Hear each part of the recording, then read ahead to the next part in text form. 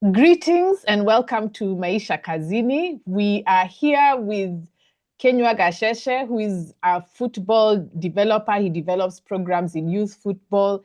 And today we are going to talk about many things related to football, but specifically the World Cup that is currently going on. So karibu Kenyua. Thank you, Andia. And it's a pleasure and an honor for me to join you on your platform. And thank you so much. We've had such good conversations about football, which have been very enriching, even for me, just as a person.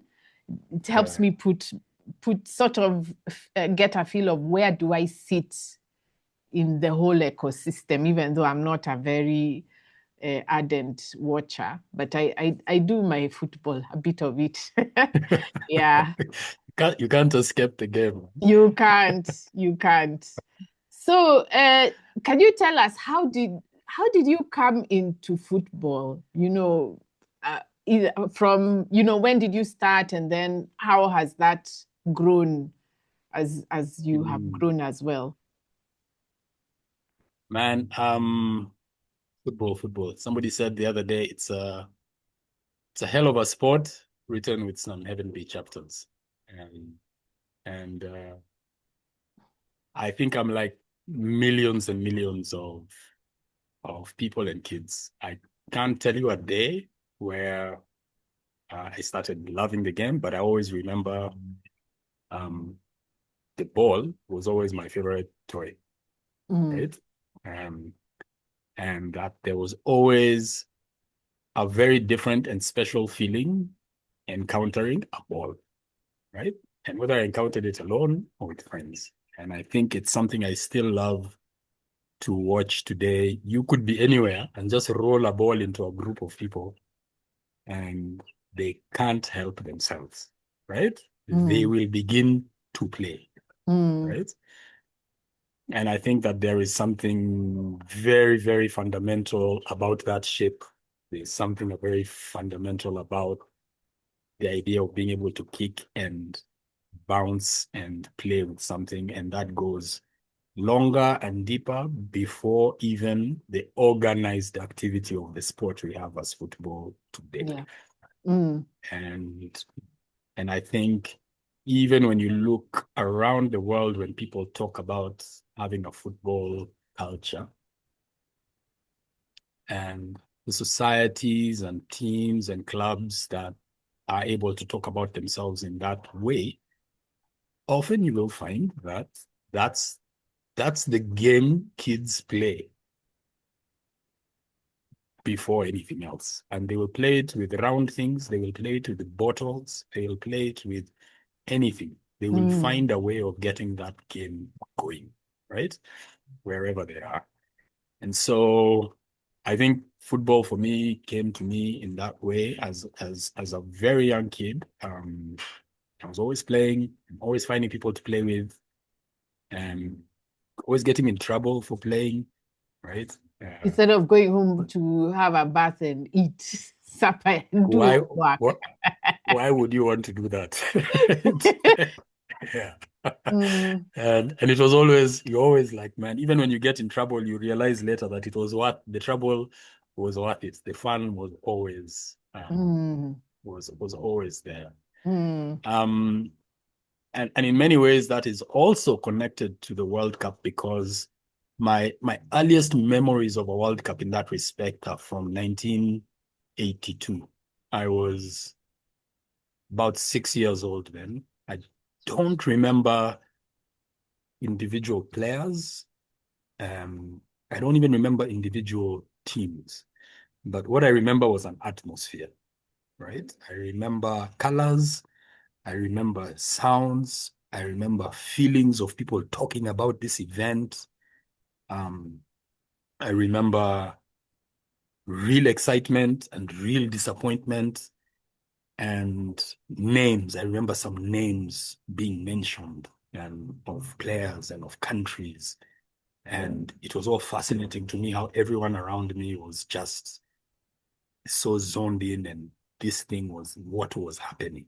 And it was on radio, it was on TV, a bit on TV.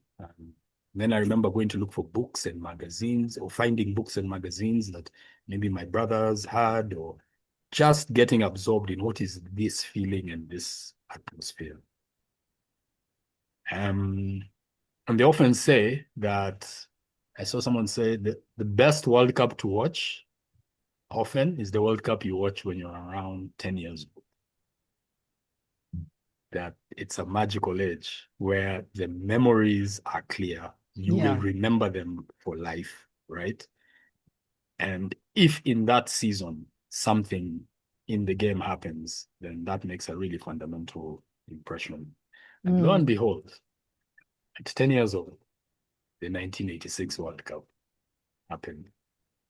And that's we got the to watch Maradona one, was it? You see? Yep, that's the one. Yeah. Right? That's the first time I knew about football, because I had people now talking about Maradona. Yeah. And so even the fact that there you have a guy who was at that time 25 years old, came from Argentina. In Argentina, came from one of the poorest parts of Buenos Aires and the country. His mother was an immigrant from Italy, and his dad was one of the indigenous people of Argentina. Grew up in a one-bedroom house with 7 other siblings. The dad working in a slaughterhouse, having to kill animals to earn a living to feed his family. Coming from that level of poverty, but who had an incredible talent that survived everything that he had to go through.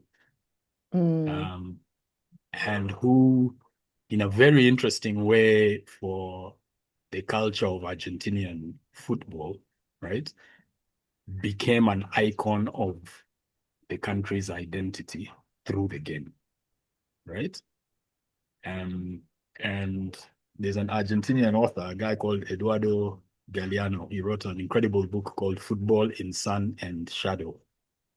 And he talks about the formation of Argentinian identity through its relationship with sort of Spanish and British colonialists, and how into the early part of the 20th century and up to that time, the idea of Argentinian masculinity and the ambassador for the new identity of what Argentina would be was the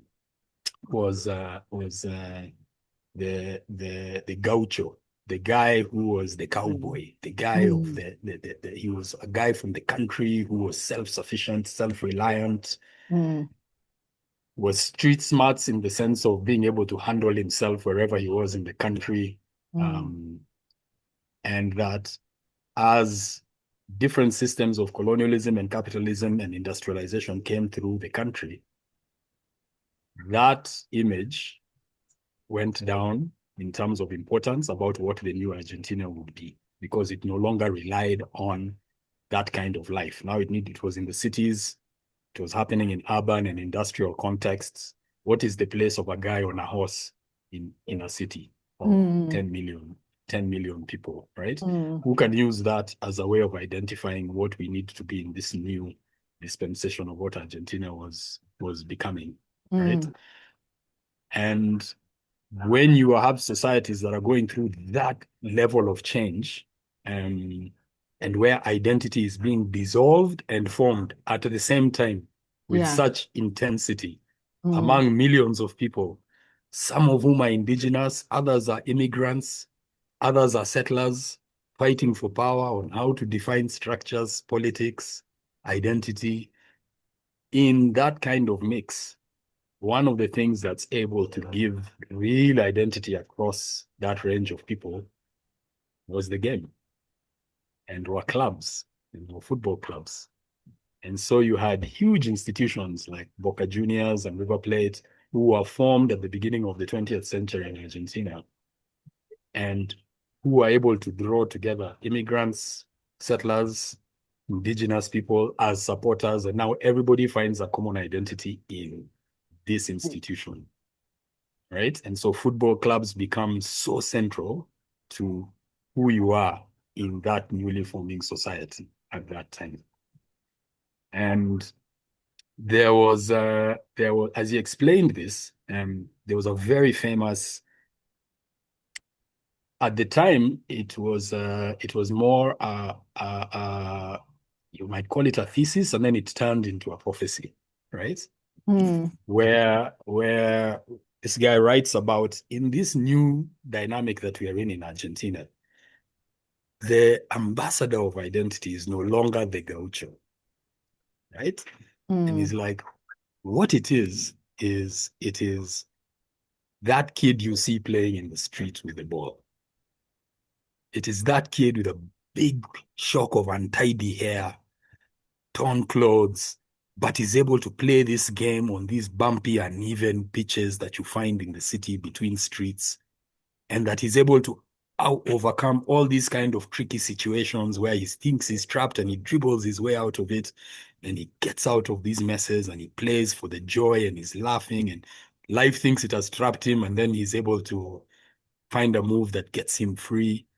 It's like, that's who um, the future of our identity is going to be. It's being formed now, no longer in the countryside by men on horses, but it's these kids you see playing football in the streets. Yeah. That's what the Argentina is going to be about.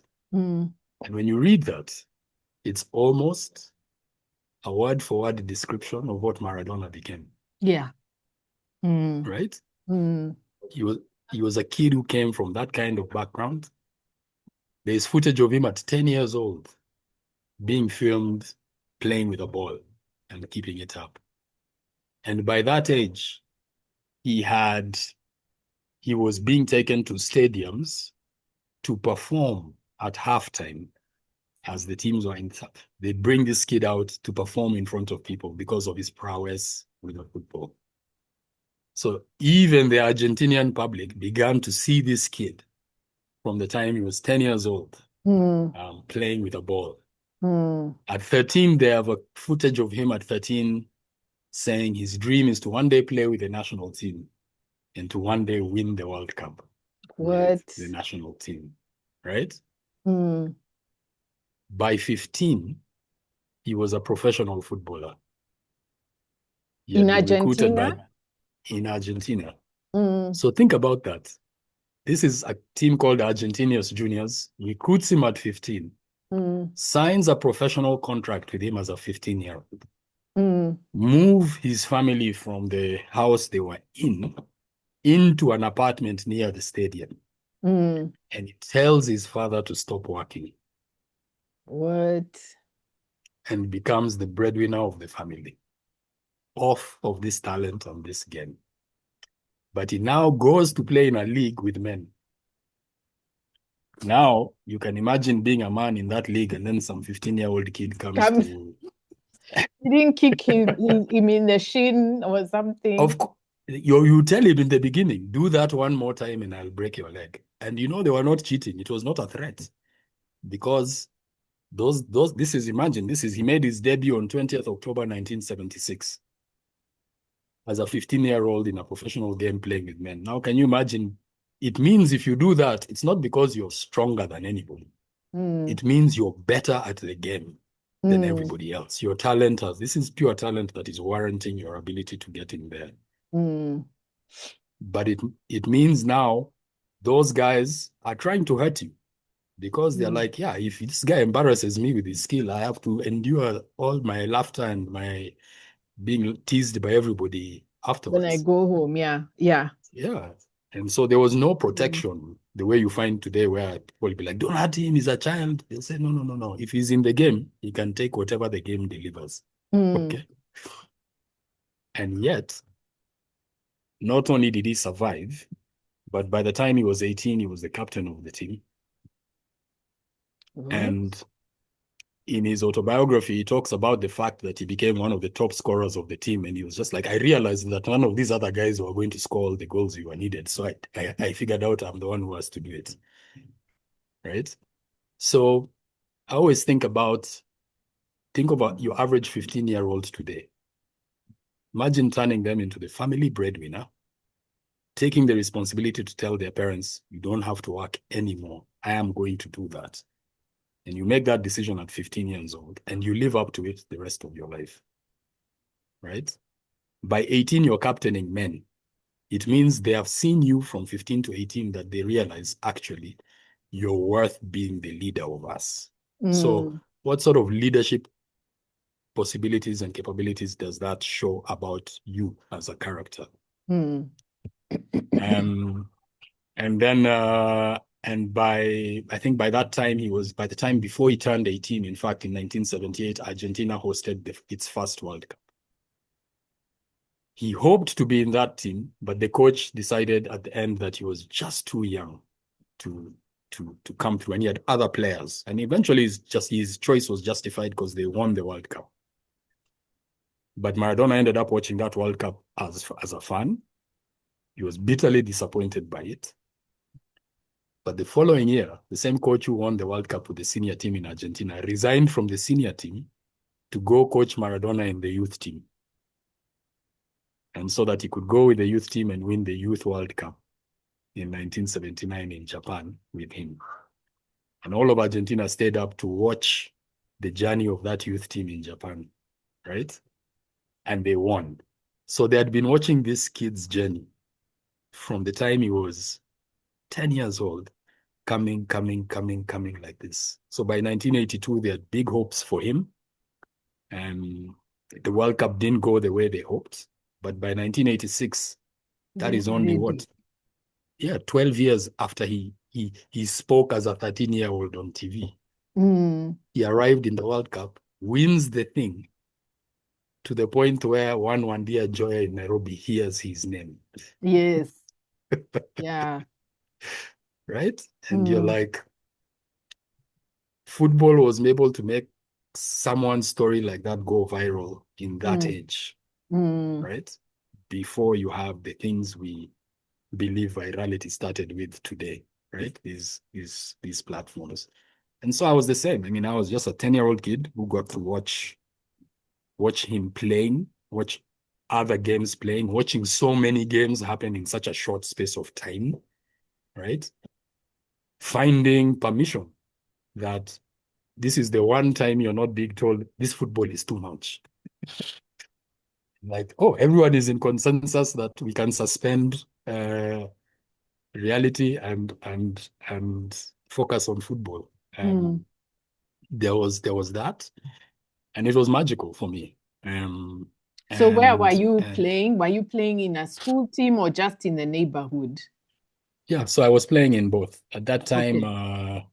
Yeah, I was at that time. I was in school at that age from Nairobi Primary School, and then I came to St. Mary's School, and so I played both in school, and then you had to make and find games to make with your friends and your neighborhood, Mm, right? mm, Um, and I think it says a lot, and there was very little by way of formal infrastructure about where you could go and play, mm, right? So in school, you had PE. There were some after school games sessions. There was time for that. But there was no specific coach or equipment but the game of choice was primarily football, mm. right? And that would be wherever you went. So a lot of games we played in school, we played with friends, and wherever you could find it, right? So any space could be a pitch, right? And I And think a lot uh, how are you go on interacting with TV, the televised games? Were you games. drawing inspiration or were you watching them? And yeah, how was that affecting the way you play? So at that time we found I was completely fascinated by the whole game, right? Mm, So, and by that I mean all 90 minutes of the game, mm, right? Even the games that people thought were boring, no goals have been scored. So I'm just like, but did you see how that guy controlled the ball? mm, Did you see how he passed it? Like, how did he see that this guy was there? Why have they scored so many goals? Why do these guys always seem to be those things used to interest me, whether people said the game was boring or not. I mm, always found there were elements of game. So I would be ready to watch any game, right?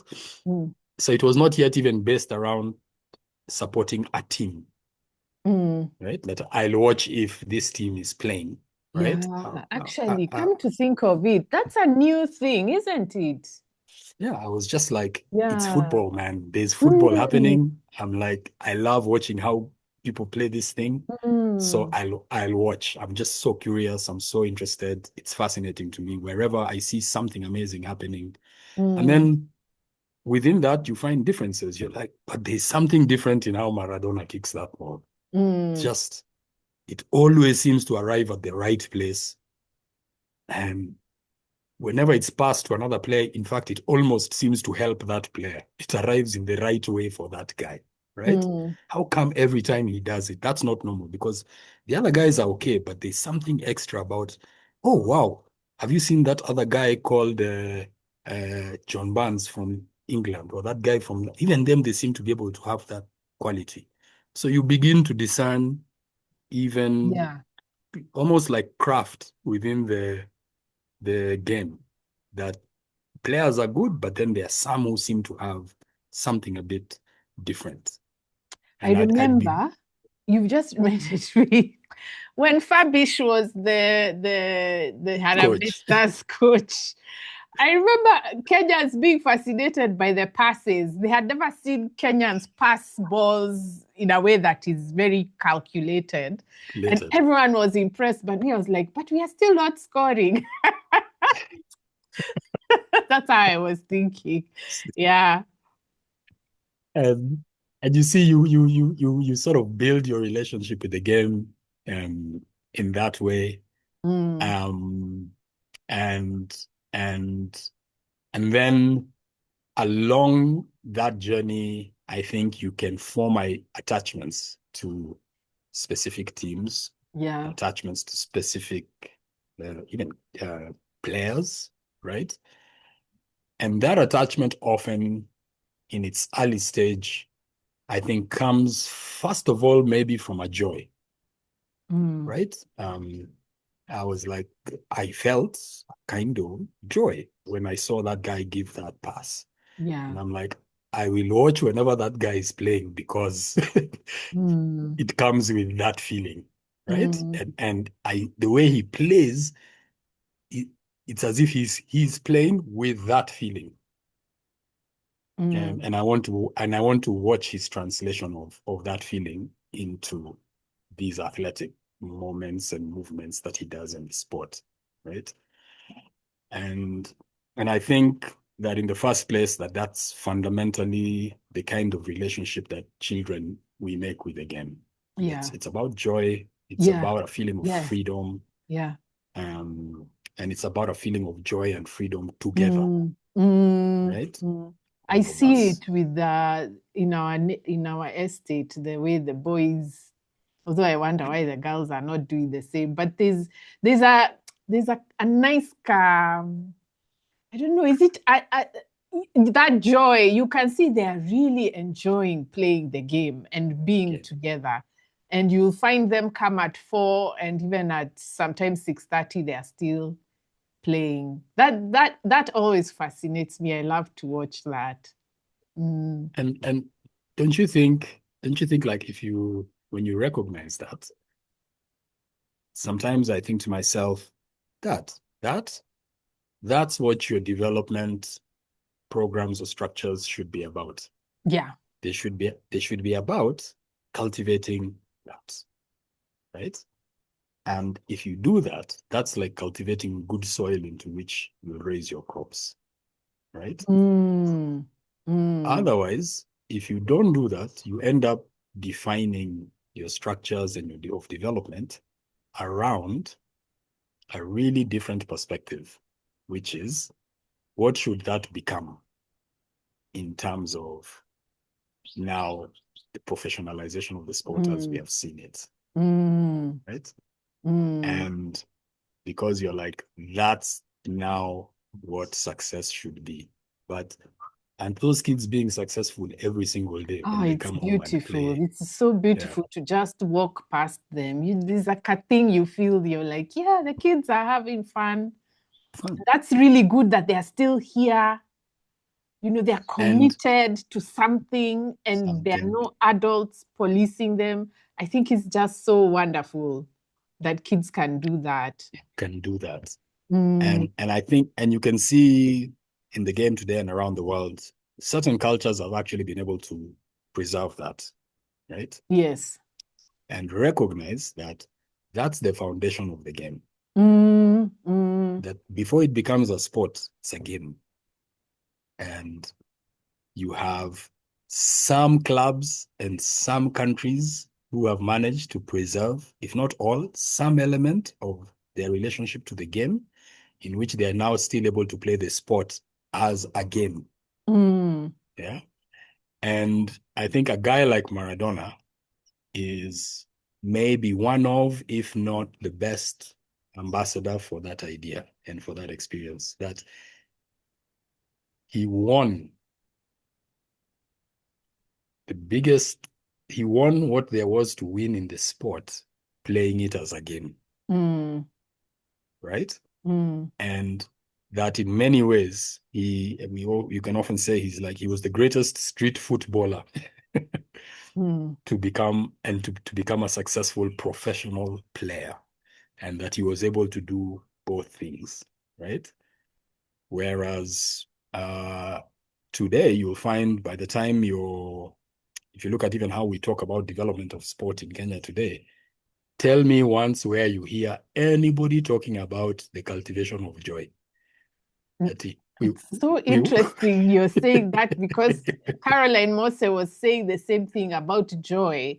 There seems to right, be no care for the joy of our youth in learning anything. anything. I'm like, Yeah, you want to teach a footballer at it to become a good pro at 9. Like, what are you talking about? yeah, Surely, yeah. right? And that's why I was so annoyed with CBC because it has I feel it has cannibalized play. In fact, play, not just sport, play, because I always give this story about that game, Nyama Nyama Nyama. They cannibalized it and now started saying it's the teachers to play it with the children. That's a child's game. It's for children to enjoy. It's for children Yeah. to jump up and down and That that's calculate. that's And that's that it's that's not the for one of nyama teachers. nyama nyama nyama ya Yes. nyoka. Yeah. Yeah. Now imagine they made a lesson. I think they removed it because I made noise. But they made a lesson where it's a teacher in a classroom tell, and then they translated it into English. Even Uh, worse. So so you say the kids what? are You saying say meat, meat, meat. That's what the kids were saying. And it was so sanitized and hygienic. It was like a hospital. It was not a game. So then the teacher names the animals, they say meat. And you see, part of the fun is the syllables. there's no Nyama. rhythm. Yeah. Yeah, that's the rhythm. So you're teaching the body to do something and to Meaning it's connect a with the game. mind. It's play. Yes, We are it's a playing with game. words. We are playing with sound. Yeah, We are playing with exactly. feeling. The Yeah. mind, because you have to Yeah. think, is that an animal for eating? Then you Yeah. Yeah. Yeah. hey. So Ati that's meat, what meat, they've done meat. to games. Meet, meet, meet. There was another lesson where the children are dancing in class, and then the teacher asks them, "Why did you have fun when you were dancing?" I'm just like, no, let them That's play. Leave them that's alone. that's the same as you will till today hear coaches Yeah. on the sideline of youth football games telling children, wewe wacha mchezo, hizo vitu gani unafanya, wachana nazo. God, the irony. What? And you're like, hey, tunataka kushinda, wacha mchezo wewe. Okay. Miss the point. So why are you having fun? That's a teacher in class and a coach saying wacha mchezo. Same Yeah, why WhatsApp are you group. having fun? What's Fun, wrong yeah. with you? What's wrong with you? We are here for serious things. right? That is so bizarre. That is just in my head. So, Just a dissonance. yeah, you can imagine now if you're talking about saying our youth sport development should have weaved into its foundation, into its philosophy, the fact that it's play and that we should allow the kids to learn the game by playing. Yes. Before you even come to coach Mm. them anything, Mm. let them learn the game by playing, Mm. right? The game will coach them, right? It means Mm. sometimes you don't even, it might mean you don't need to give them rules or anything. Give them a space Mm. and balls. Yeah. And allow them and make sure there's time for them to do that with no interference Yes. and build that bond, right? Mm. And make space for that bond to just keep growing, right? Mm. Mm. All the things you want to coach formally, tactics, sijui, arrangements, all these other things you want to bring in as a coach, bring those later, right? Mm. But you cannot bring those at the expense of disconnecting them from joy. Yeah. All right. And if you do that, then all you're doing is creating a foundation for extraction and disconnection. It means all you're going to be left with is the only ones who get valued are the ones who can be the best. And then the valuation can only be for what they can offer those who will pay for their talent. And the rest, well, play was anyway for you when you were a child. And now as you grow as an adult, why are you even playing anyway? And just watch the other guys playing. And now you can be a consumer of the game. Okay. So you realize how quickly that translates. The fact that you don't want to say the fundamental part of this sport is that it's a game. Yes. That's the basis. Mm. Yeah. It's about play, right? So Mm. are you a society and a community that actually values or respects play? And if you are not, what kind of society are you? And how do you expect to grow? Right? Yes. Yeah. Yes. Right. So Yeah. it's not for nothing. See, we are always told that when people think they are clever, they are always asked, when do you think you're Einstein? That same Einstein said the highest form of research is play. It's where you are able to think with imagination. Even there's a guy who won, a German who won the Nobel Prize for medicine, and he said the same thing that, that he said the same thing, but he was referring to music. He was saying research is like that. You learn the traditions, but ultimately it's about the imagination and yeah, being able to weave through the rules and produce something that is different. It's musical. Yeah. And so when a teacher or coach asks you, why are you having fun? Or wacha mchezo, they're asking you, why are you imagining? Why are you imagining? What part does imagination have to do here? Oh, That's that is so that's painful. such a violent question, It right? is. That's Yeah, violence. Yeah. it's a very violent question to give a child, right? Why are you imagining?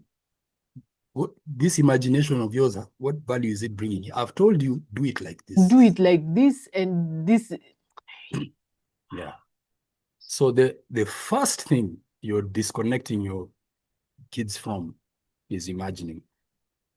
So That is the CBC problem. I know that's not what you came for, but that's exactly what I was trying to tell people. This is the CBC problem. Our kids will not imagine because we were told that the system will teach talent. How? You don't teach talent. Talent is innate. You let the kid play. But now people were told, no, it's us who will teach the kids games. We are the ones who are going to do nyama, nyama, nyama. We are the ones who are going to require. You see, like when we were young, I remember we used to, sorry to my mom, but we used to undo our sweaters. And then that uzi, you use thorns to knit with it. Now Right. that kind of creativity is being done by the teacher. It's the teacher who tells the children, go do this, go make a car with cartons with your parents. For us, we did that without being told. The Told. cars you make with cartons and Yeah. wires from hangers, and then you use maize cobs for the wheels. We did that without being Being told. But told. yeah, Yeah. but now it's in the curriculum. And I tried to explain to Kenyans why that thing is wrong, but they couldn't get it. They were like, but we are having fun. That's controlled fun. It's not It spontaneous. means kids today would have changed that nyama nyama nyama song into something now we know not what. Right? They would have played with it, and then a remix would have come out of it. But now they'd be like, we have not been told what to sing. So Let's say what do meat, we do? meat, meat, Yeah, meat. let's just say meat, meat, meat. And then what Oh, that will do is, and I see this with a lot of kids and players in youth football, uh, they'll they'll just stop trying, right? So oh, they'll just stop trying. So when we oh, watch youth football, you will find a lot of coaches and a lot of parents yeah. will come and say, no, no, no, no, no, no, no, no. Don't kick it like Change. that. Pass it here. Do Oh, not where yeah. why are you trying to dribble that guy over here, man? We'll be scored. Just kick it.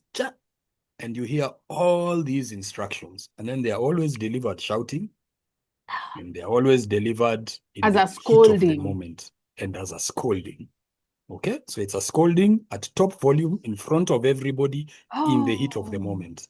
oh, Okay, so all the kid learns is, hey, me, I oh, was trying something, it didn't oh, work. God. I've been delivered such a heavy dose of scolding in front of everyone. I don't want to go through that again. So next time the ball comes, what will they do?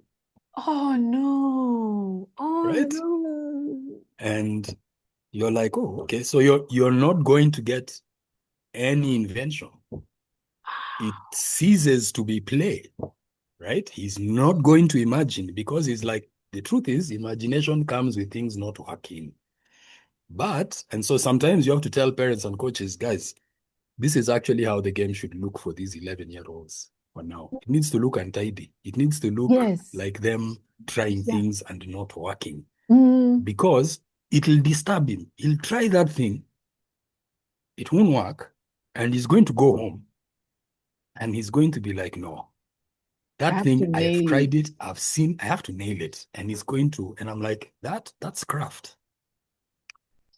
That's play. That's him playing with why didn't it work? He's tried it again this way. Then next time he's in that position, he's going to put an accent on his movement because he's like, I have to make this guy believe that I'm going here. So I'll move a bit earlier. I got the timing. You'll see, I got the timing. And he has the feeling of the timing. Now he's like, yeah, he has done one which failed and he has done one which worked. Then he'll do one where he'll be like, oh, I thought that I have to come back to the right.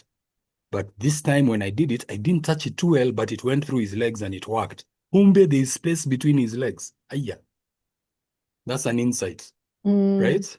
Mm. Yeah. Oh, Kumbe, this time I brought it back and I changed it like this, and I saw my teammate over there. And then I gave him the ball. And then this guy had to leave me.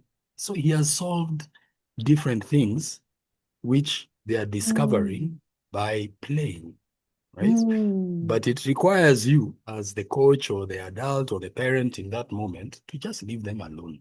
The So you picture, coach young people. Is that how yeah, is that your philosophy of coaching? man, that's what it has grown into, right? Okay. Is that Mm. is that fundamentally football is a game. Yeah. Right? Let's never forget that, right? It's organized into a sport. And I always say if FIFA or the Football Federation of Kenya did not exist, do you think football would stop? Mm-mm. Of course In not, fact, it might right? even be better, actually. Yeah, of course it won't stop. People are going to play, right? So Yeah. it's not, in that sense, I always say, just remember that it's not, there's a very fundamental sense in which it's not owned by those Mm. institutions. Mm. But narratives can make you believe that it is, right? And I think you should always be able to say a certain organized form of this activity is owned to a large degree by these organizations who are able to mobilize and capitalize huge resources to promote that organized form. The But that should not controlled translate, one. yeah, Mm. but that should not translate Mm. into their own play, right? Mm. Mm. But play is a very powerful thing and a very It is. necessary thing to own, Yes. Yeah. right? Mm. And people who have really, really strong and powerful political interests often recognize that you Mm. can't just allow people to play freely all the time. If you don't organize it, a play produces lots of different thoughts and ideas and perspectives and energy, and Mm. you have to manage that process, right? In fact, I've So, been telling people you can't understand our education problem outside of things like sport, recreation, and those craft work. All those are part of an education experience. So if your sports is really stunted, it's going to kind of play into the education system. And like we are saying, even in the education system, there's no sense of play. Even within the classroom, there's no sense of play. It's true. always, you must do this. If you imagine it's within how I instruct you to imagine, your interactions with your child as a parent cannot be spontaneous anymore. It's called parental involvement, and there's a structure how you're supposed to For do that. it. That's And even just if you look at, crazy. if you take some parallels, Mm, see Kenya as the country we have today, the state, there's ways in which you can trace it to 1920, right? mm, mm. Where I think before we had been a protectorate, then you became A a colony. colony, right? Then the state we have today has grown in that framework, right? Mm, And that was a political administrative structure in a yeah. way, but which had its roots in a corporate Yes. structure. Yeah. Yeah. Mm, So that you are colonized first by a company, yeah. Mm, and then the company is bailed out by the British state, which assumes then, see, we sent you guys as a startup to go and fungua huko, all those lands and do things to administer for us. But now the bill has fallen on us as the British state. So now we are turning it into a colony, right? mm, Fine. But it means those are the philosophies that your state is being organized around, the interests of British financial capital and political capital. Okay. And when they then bring their organized forms of football into that state, their organized form of sport into that state, what is it being brought for? And what is it being brought as? It was brought as character formation, the teaching public school, yeah. public school system, Yeah, that's what they do uh, to sports, yeah. and they say this is what sport will, it will help us produce Mm, young, fine gentlemen, which is always imperialist, actually.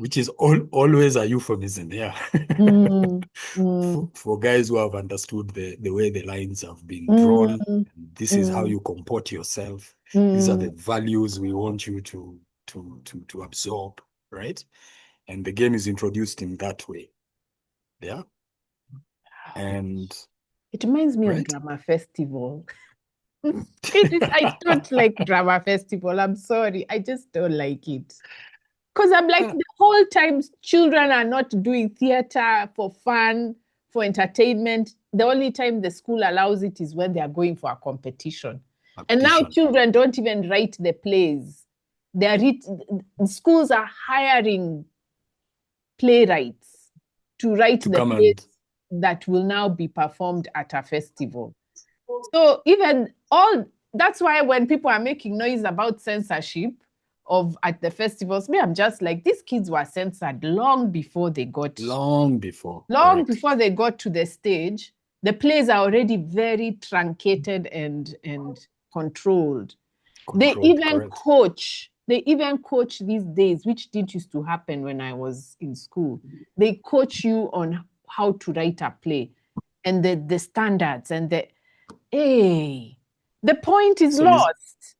so you see now it means in that what we are seeing then is a branch of these roots which were planted Yes. over a century ago, right? Mm, And which means sport and theater were never introduced as playgrounds for kids in our education system, no. right?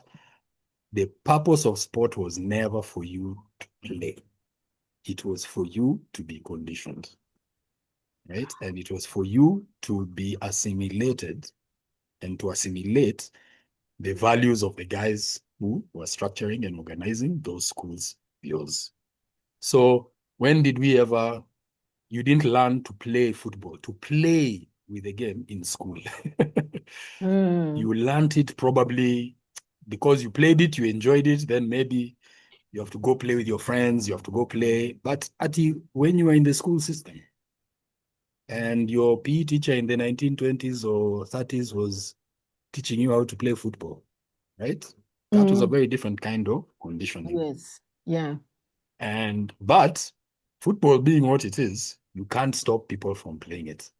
And you can't stop people fundamentally from experiencing the game as a joy, right? Mm, mm, And I'm like, you have to be able to see that and at the same time see the power of the forces that were trying to use it in the same way they used religion, they yeah. used education, they used political Arts. structures. It had Arts its even. Yeah. parts.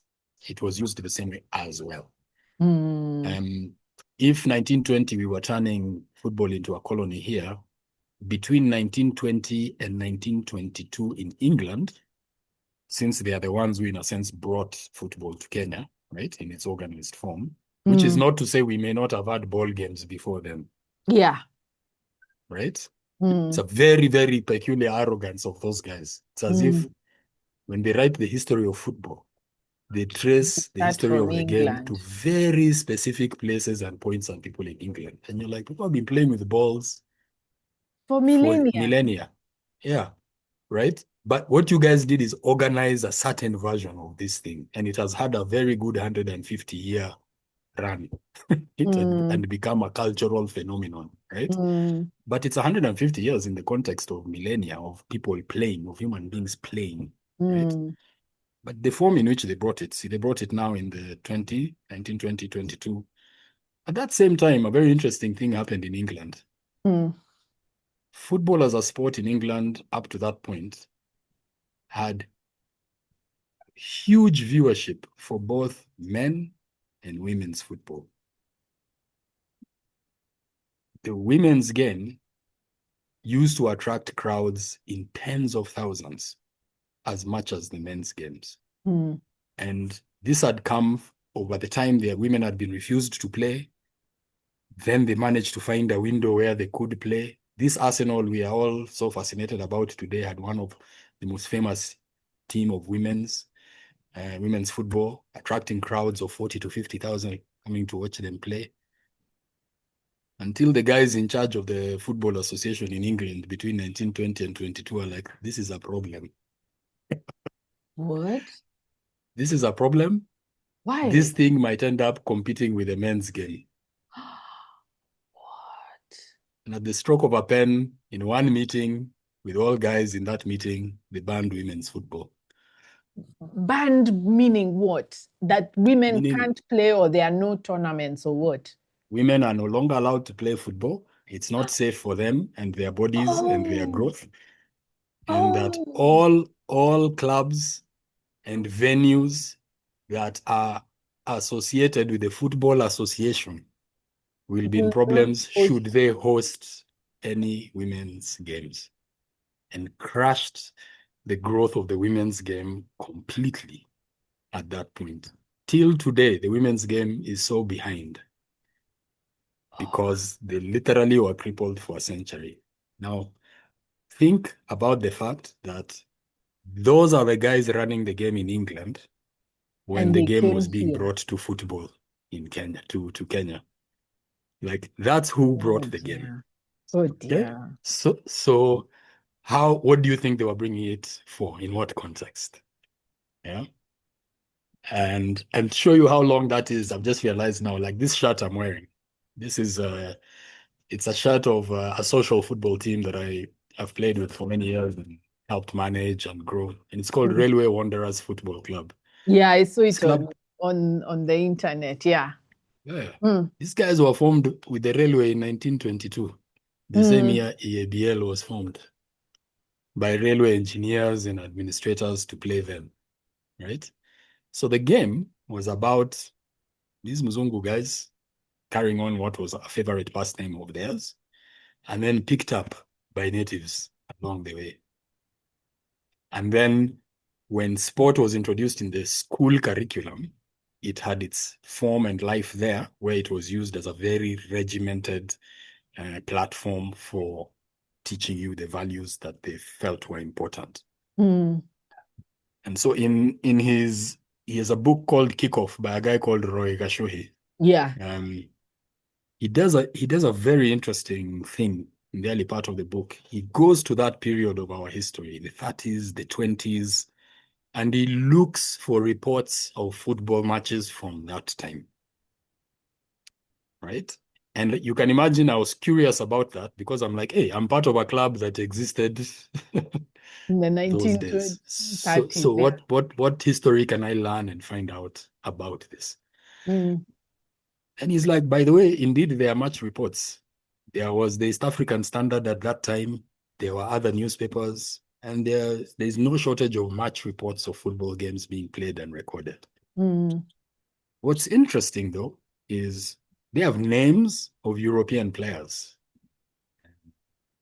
D.H. Thompson in this game scored this number of goals, but there are no names of Africans. The teams are named as the team of natives, the teams of Africans. The Africans put up a good show for the first 15 minutes until D.H. Laurie managed to get the opening goal, followed by Thompson's swift strike, right? But the natives managed to pull one back from a very fortuitous move. And then it's like, oh, wow. And it reminds me of how I think it's Mordecai Ogada who always says the narrative of conservation is always about communities. Communities. Yeah. Yeah. And you're like, Mm. oh, it's the same playbook, right? Mm. Oh, This yes. guy, Yeah. it's the same playbook. Yeah. Mm. You guys this community has decided this. Mm. No, surely. It's this community in discussion with Bill Gates, they decided this. I'm like, oh, that's interesting. It's the same narrative. D.H. Thompson scored 3 goals, but the And the Africans, natives. the natives got one back. so you are Nobody never scored. allowed. Nobody scored. It's the And natives, the group. the first name he comes up with of an African being written into the record of matches in that public record that he found was a guy who seems to come from coast called Galib, Galib. Mm. And I always find that fascinating. And I'm like, man, here I am in 2026 and I know your name because you are playing this game and somebody wrote your name down in a newspaper then. But, and this is how Roy explains part of his purpose to write the book was because he was like, otherwise you get written out of the story. The Yeah. story is just written without you. Yeah. And it Yeah. means so to him, he's like, we were playing football. The Mm. game came, it was played, we were playing it, but we were never being allowed to own the story of the developing Yeah. relationship with the game. Then the ownership of the game was preserved now in terms of strong narrative and conditioning in schools, and then later through politics. Because when the political consciousness of a society starts growing and they start mobilizing and organizing, say, against the state, then what were the structures and formations through which those were being done? People who organized political parties. There are those who organized labor unions.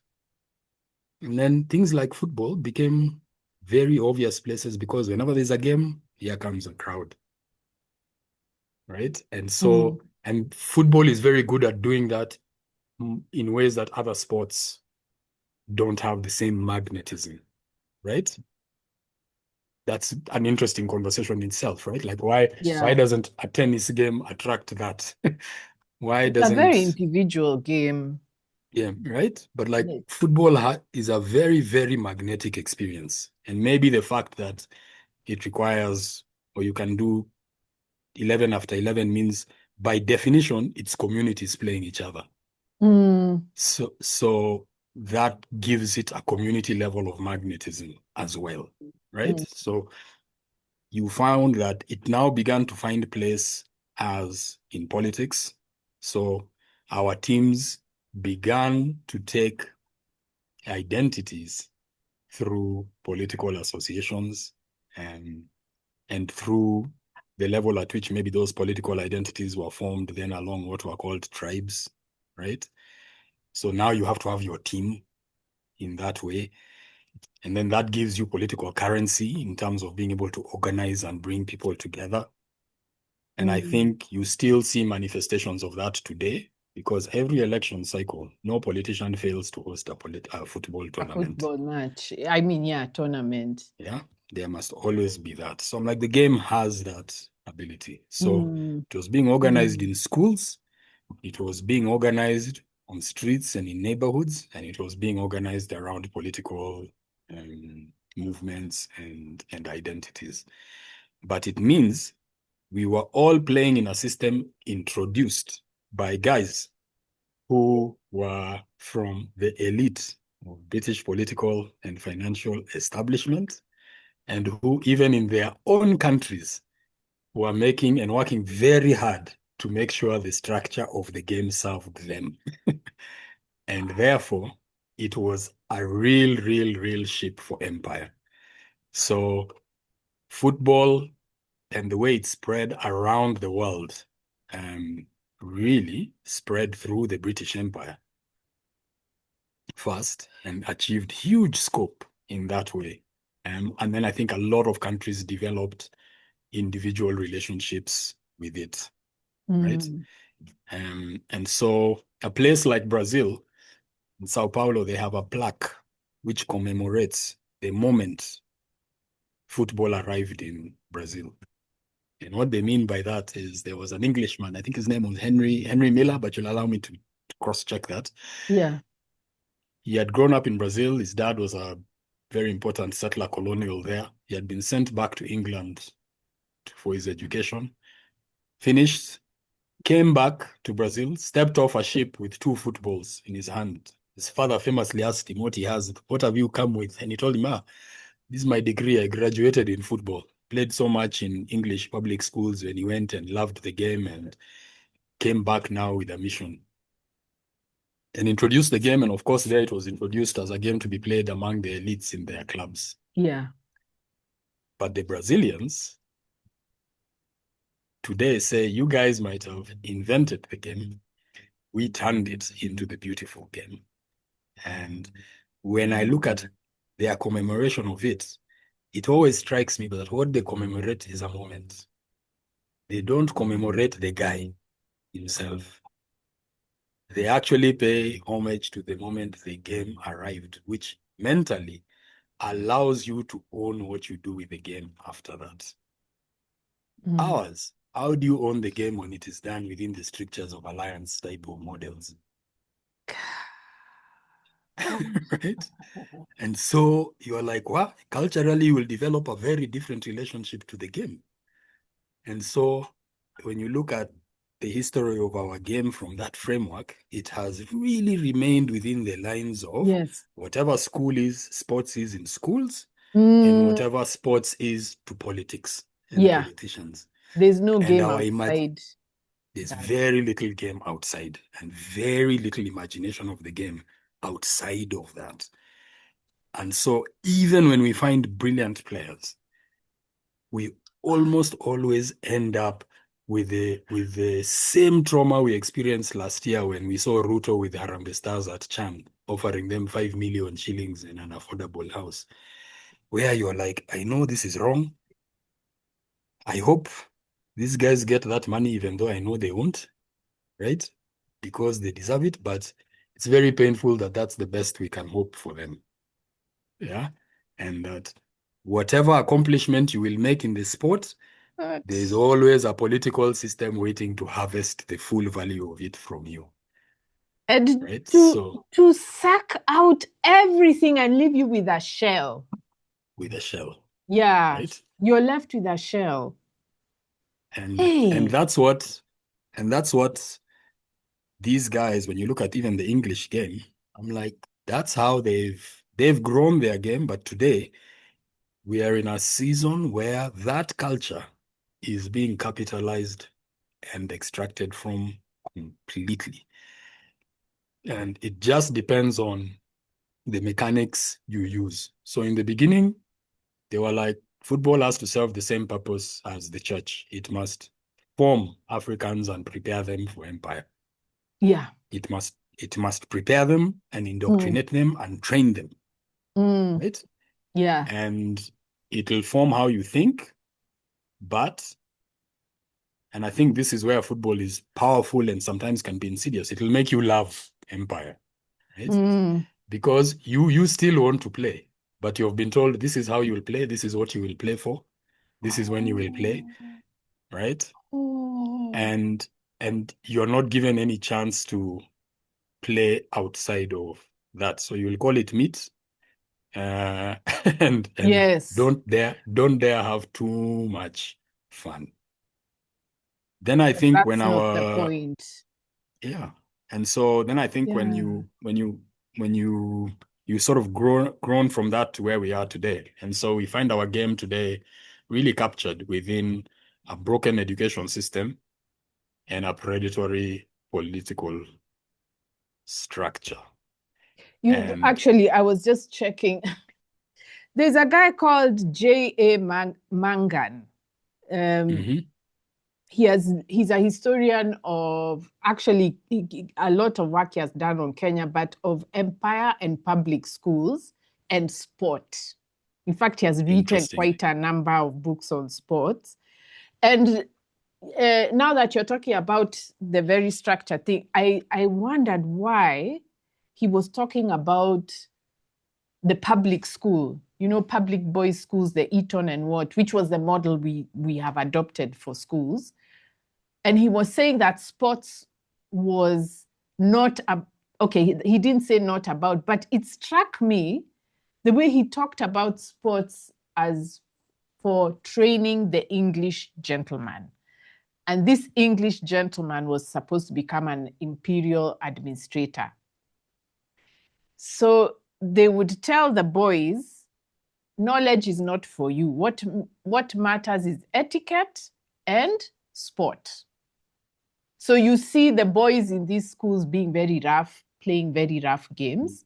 And then he Mm. says that's why the empire was so brutal the way you saw it, because that's how these They were public prepared, schools that produced the colonial officers, that's how they were trained in school. And right? sport was a big part of it. Of it. So Now both it that makes imagine sense now what you're saying. Because I that wondered, guy. How is that guy? Imagine that guy finding you randomly enjoying and playing football. hey, what are you doing? What are you doing? You're not playing for money. And then There's no coach. There's no what? and then it means, because when he comes, if he ever plays with you and you played with a game Yes. and you discovered, I'm good at this. Actually, my body moves in such a way that I can control the thing. I can see, it won't be long before you dribble him, before you Yeah. chenga him, you put the ball over his head, put it between his legs. And one He's day, like, what will that mean to an imperial administrator? It will be like, in his autobiography, Frederick Douglass narrates a moment uh, where, as a young man, he ended up in the house with the master of the plantation. And something happened, and the guy came to beat him. And just in the moment, self-defense, he put his hands up and held his hand. And the guy is like, I've been working in the fields my whole life, so I'm strong. When he held his hand, it took a second for both of them to look at each other and for them to realize that Frederick Douglass was stronger than him. And it's like something fell away.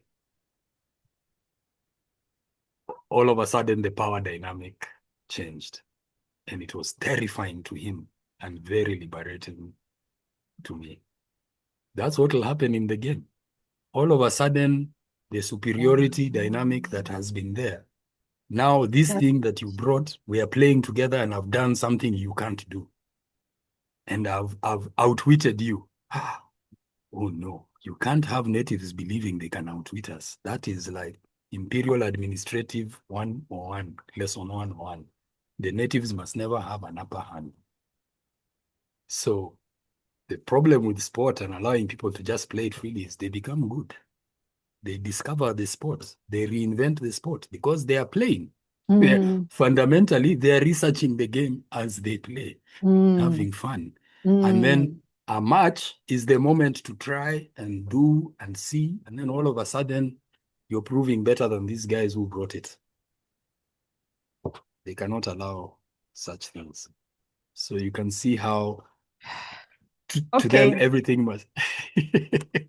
One last question now before we go to the World Cup. You before we started recording, you told me about how you have to remind parents that this is about the game.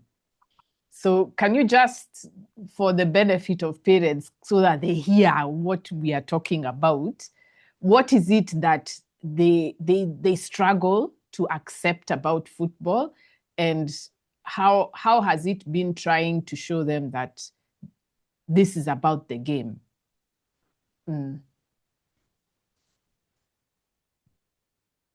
I think parents want their kids to succeed. And then it's important to understand what their definition of success is. And when it comes to football today, that definition is a bit different from when we were 11 or 10. So when we were 11 or 10, there was really no definition of success in football. There was nothing to be succeeded in, right? What is football? You're going to play where? In the Premier League with the AFC or Gor Mahia. I'm like, go to school, right?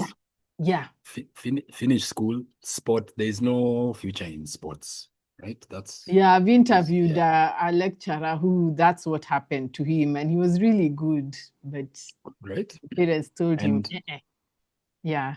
And we missed the opportunities that people like JJ Masiga showed, that you can why are you turning this into either or? You can do both and, right? Yeah. You can do the sport, you can do medicine, you can run these careers, right? Yeah. We missed that.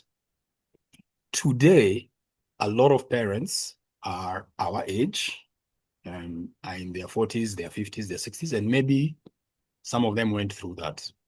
So there are still those who believe there's no future in sport, but there are also those who are like, no, sport can do something for my kid. Sport can provide opportunities and avenues for my kid, but they still define the paradigm of success in that respect as reaching the thing they see on TV. Oh, okay. Right? That Yes. success Yeah. is you made it into those levels and teams that we see on TV. TV. That's who is lauded.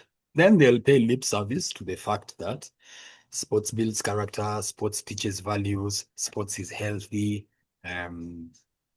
sports allows my kid to connect with other children. Sports will teach you to be a good employee when you go, because now you know you have to be part of a team. All those things get mentioned as well, right? And I'm like, sports is also good because it allows us to play for life, and it allows us to be playful. And Yes. what would your society be like if we were all a little bit more playful, and if we didn't lose like joy as a thing worth living for? And what would happen if we organized our society in such a way that it had the dignity in which you didn't have to monetize every moment of joy, in which joy doesn't become such a superfluous thing that even when we talk about it, it's just like, what do you mean joy, man? We need jobs. Like, life is We hard. need Life money. is, we need money. And then you're here talking about joy, right? And you're like, okay, you may not then see how that's the definition of a trap, right? And you're now on a treadmill that you'll never get off, and that will never deliver the money you're talking about. Right?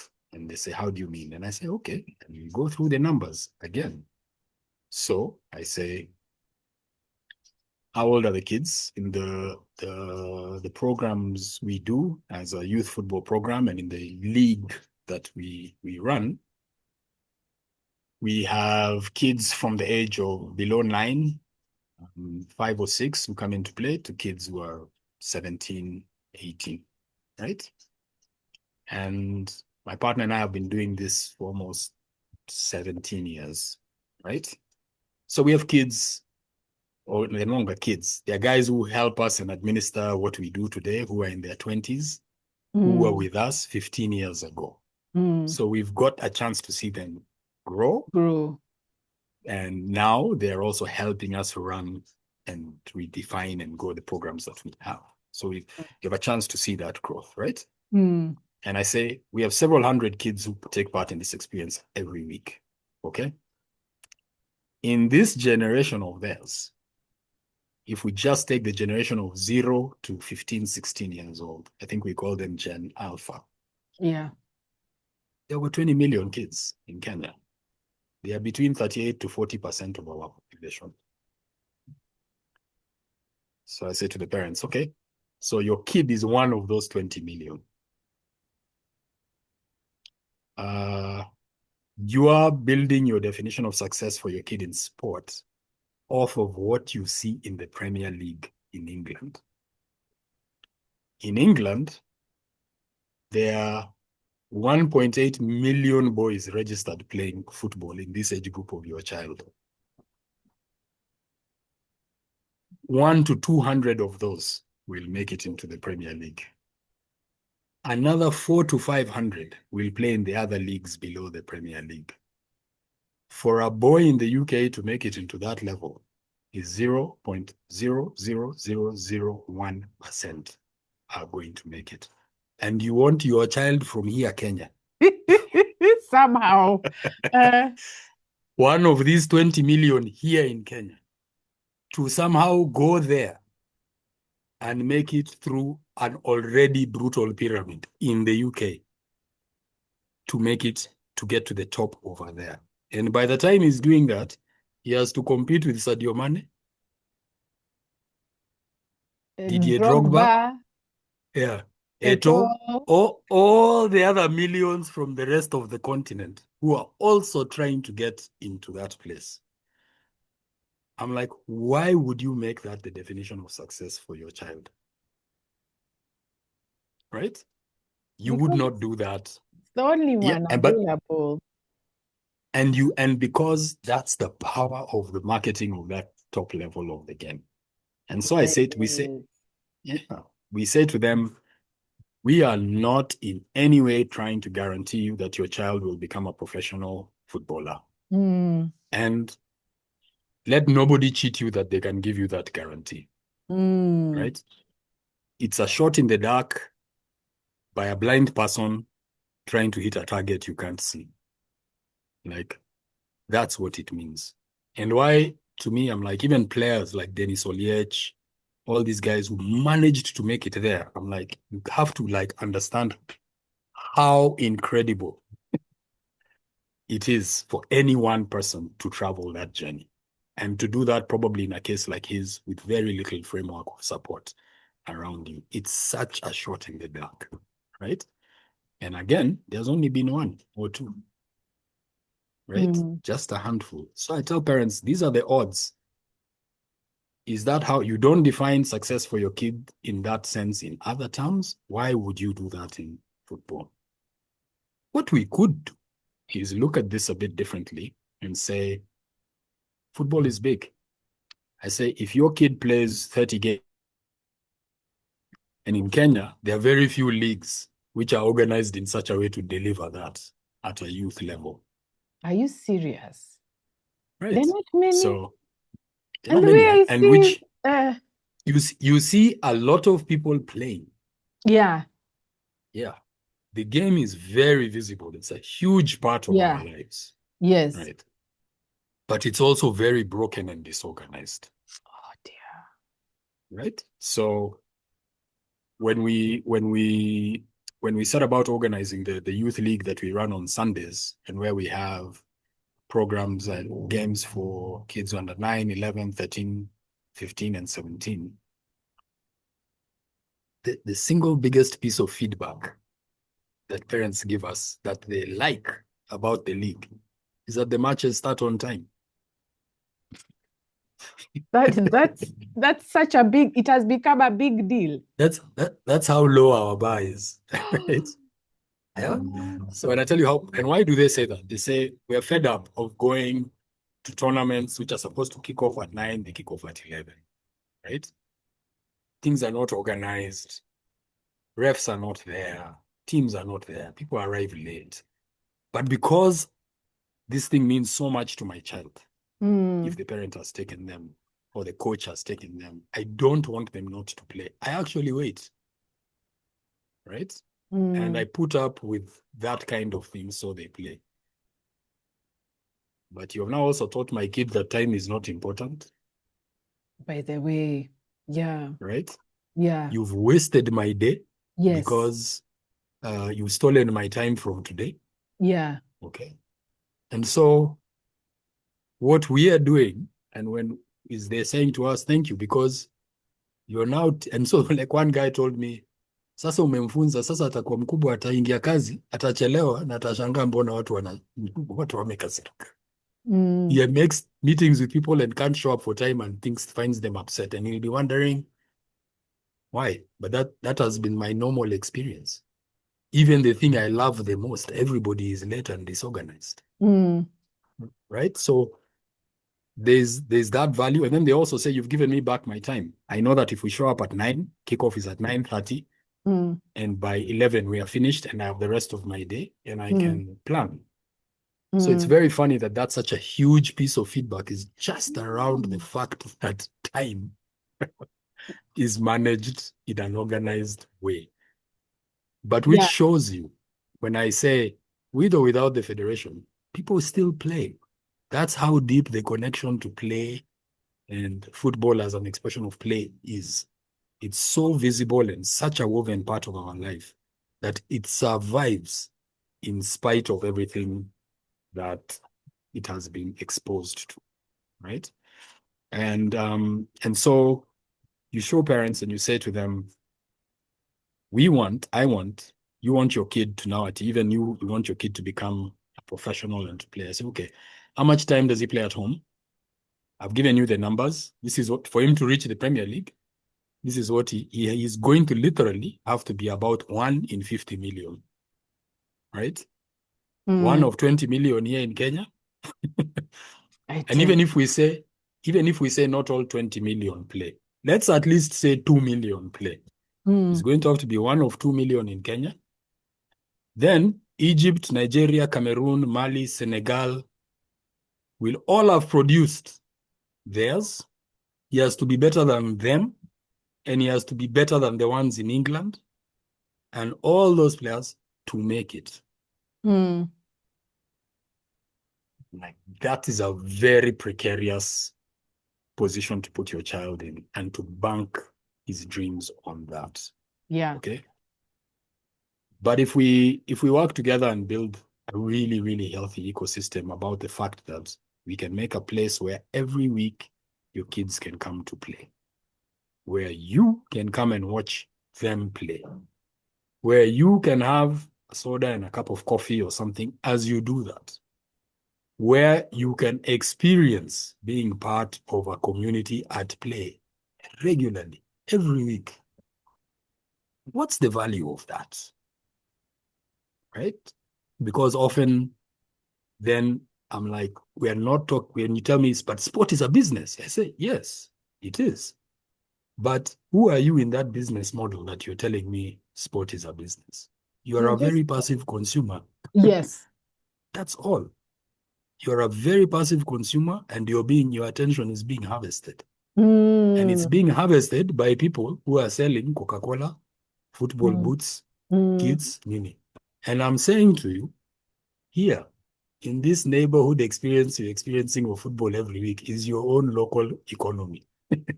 By the way, you're buying refreshments from You're here. buying refreshments from here. Yes. Somebody's coming and selling you fruits. Yeah. Somebody can come and put boots and shirts around here that your kids Mm, will buy, right? mm, And if you keep doing that week on week, month on month, year on year, you're creating now even a social, an economic, and sporting relationship with the game. mm. If we do that for 10 years, in 10 years, your 10-year-old will be 20. What kind of economy might they find happening around them, right? It Mm. will be an economy in which now they can find business models they can grow it. And I'm like, this kid is not going to become a professional athlete at the top level of football. But you see him every week, he's talking to kids from other players in other teams. There he is at after his game is finished. He has not gone home. He's just over there sitting with the referees talking. What is he talking with the referees about? And he's talking about the game. And he's a 12-year-old talking with those men. Then he has finished. I saw him buying a soda over there, and he has been sitting with that vendor for 4 minutes, 5 minutes, talking. Like this one is going to own a club in the future. This one is going to understand how to bring the whole thing together. This will be the guy who will be paying players and making sure their payments are not late, right? This one will become a doctor and understand how to apply that in Yes. sport, Yeah. right? That one will be a brand manager in a company and will understand how to fund sports for youth Yeah. and not think that the only thing to fund are like big national sporting events. Mm. In which case, you're just doing the same thing the government done. You build the house from the roof going up with no foundation, right? Wait a minute. that's that's how Uh, that's how they'll become mm, professional players of the whole game, not just footballers waiting to be exploited, right? mm. On this single pathway of playerhood, which you've defined as the only measure of success, right? So I try and get the parents Yeah. to see that you Mm. have a whole opportunity. The sport, and football as a sport, as a social experience, as an economic experience. And aren't our players going to need lawyers who understand the law of sport and contracts so Yeah. that you don't arrive there in England, you signed off all your image rights without knowing it. you become a very good player and you make the least money of all the people who are making money from your career, right? Because that's how brutal professional sports is. It's a completely brutal experience. And there are always agents, lawyers, clubs, and you're here thinking you've made it, you're shining on TV, but you have a contract There's a that whole ends up back end. undermining you. There's a Yeah. whole back end that you have no control of. Yeah. And even if you're successful, your career is more or less done in your 30s. Yeah. Okay? What happens for the other 30 or 40 years that you have left to live? How many more stories do you need of players? I think the average players are most professional footballers. A lot of them are broke within 5 to 10 years of the end of your career. What? So, yeah, and that's because it's a career in which you entered very early. Think Ali. about the fact that you become professional at 18, 19, 20. They tell you you're late if you're past that. And dear, which corporate career are you late at 21? I Right? You know know. nothing at 21. Yeah. Yeah. But footballers in their field are real experts by their mid-20s. They are very, very proficient performers of their craft Mm. at very early ages, right? Mm. And then enter the full level of the career at very early ages. So it means you never really learned how to do other things in your society, right? If you're a very successful footballer, you never booked your own air tickets. Uh, you never had to do a lot of just the basic admin of living your life, Mm. right? Paying And they bills, were paying showing bills, up doing at this stuff. weddings and those kinds of things.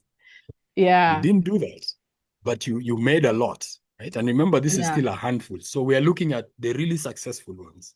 Before we send you there to be successful, you're like, what happens to the very successful ones? Yeah, they end up in a bubble. You succeed in that bubble for 10, 15, sometimes maybe 20 years. But that 20 is between being 15 and 35. 85. Yeah. Then you finish. You will never earn that kind of money again. Ever. There's nowhere else that will pay you that kind of money, right? Now start your life. Very few financial literacy skills, very few personal admin skills on how to live your life. You're now interfacing, but you have cash and Community your support you don't have. support. And people are just like, we see you coming. So how many players do you find come and the money goes, right? Mm. And you just don't have anything else to help you navigate now that brokenness. So you had no exit plan, you had no preparation for that. And so you find today there are those footballers who have really made it their mission to try and educate younger generations that you can't afford to start thinking about your exit plan from the game at the end of your career. It needs to be something you're doing As you're as playing. early as you're playing, right? And the sooner you can be doing that, the better it will be for you when you finish, because this sport doesn't offer a lot of opportunities for you to grow or to invite you back. So I think then that you want parents to see that the window we have now is that Mm. there's a huge, and I sometimes I use this language with them. I say, there's a huge market coming. 20 million kids under 15 years old. I'm like, that's the market for whatever your child is going to become as a professional. If your child becomes a business person, who will they be selling to? It will be these 15, 20 million peers of theirs. Yeah. Yeah. Yeah. If they go into manufacturing, who will they be making things for? It will be That these those ones. 50 million. Yeah. Million. Yeah. Whatever field they go into, this will be the market that they are going to be, since that's the language guys want, right? I This tell will you. be who they need to be prepared for. So the role of the game for these 20 million people will be big. These 20 million kids will need entertainment, they'll need recreation, they'll need connection, right? Need food. And they'll need food. And all the brands and companies that supply those things, which platforms are they going to use to engage with them? It will be digital platforms, and it will be sporting platforms will be a big part of that, right? Because sport will always be a magnet where people go for recreation, connection, identity. So why don't we build a lifelong relationship between To your the child game. and to the game? Mm. And if we do this, then here you are, see, you're happy they are playing 30 games on time per year. That's 30 weekends out of 52 in the year. If they do that between 10 and 20, they'll have played 30 games every year for 10 years. That's 300 games, Mm. right? Mm. If they then play for another 20 years till they are 40, that's 600 games. That's the equivalent number of games, sometimes even more than a professional player plays. Mm.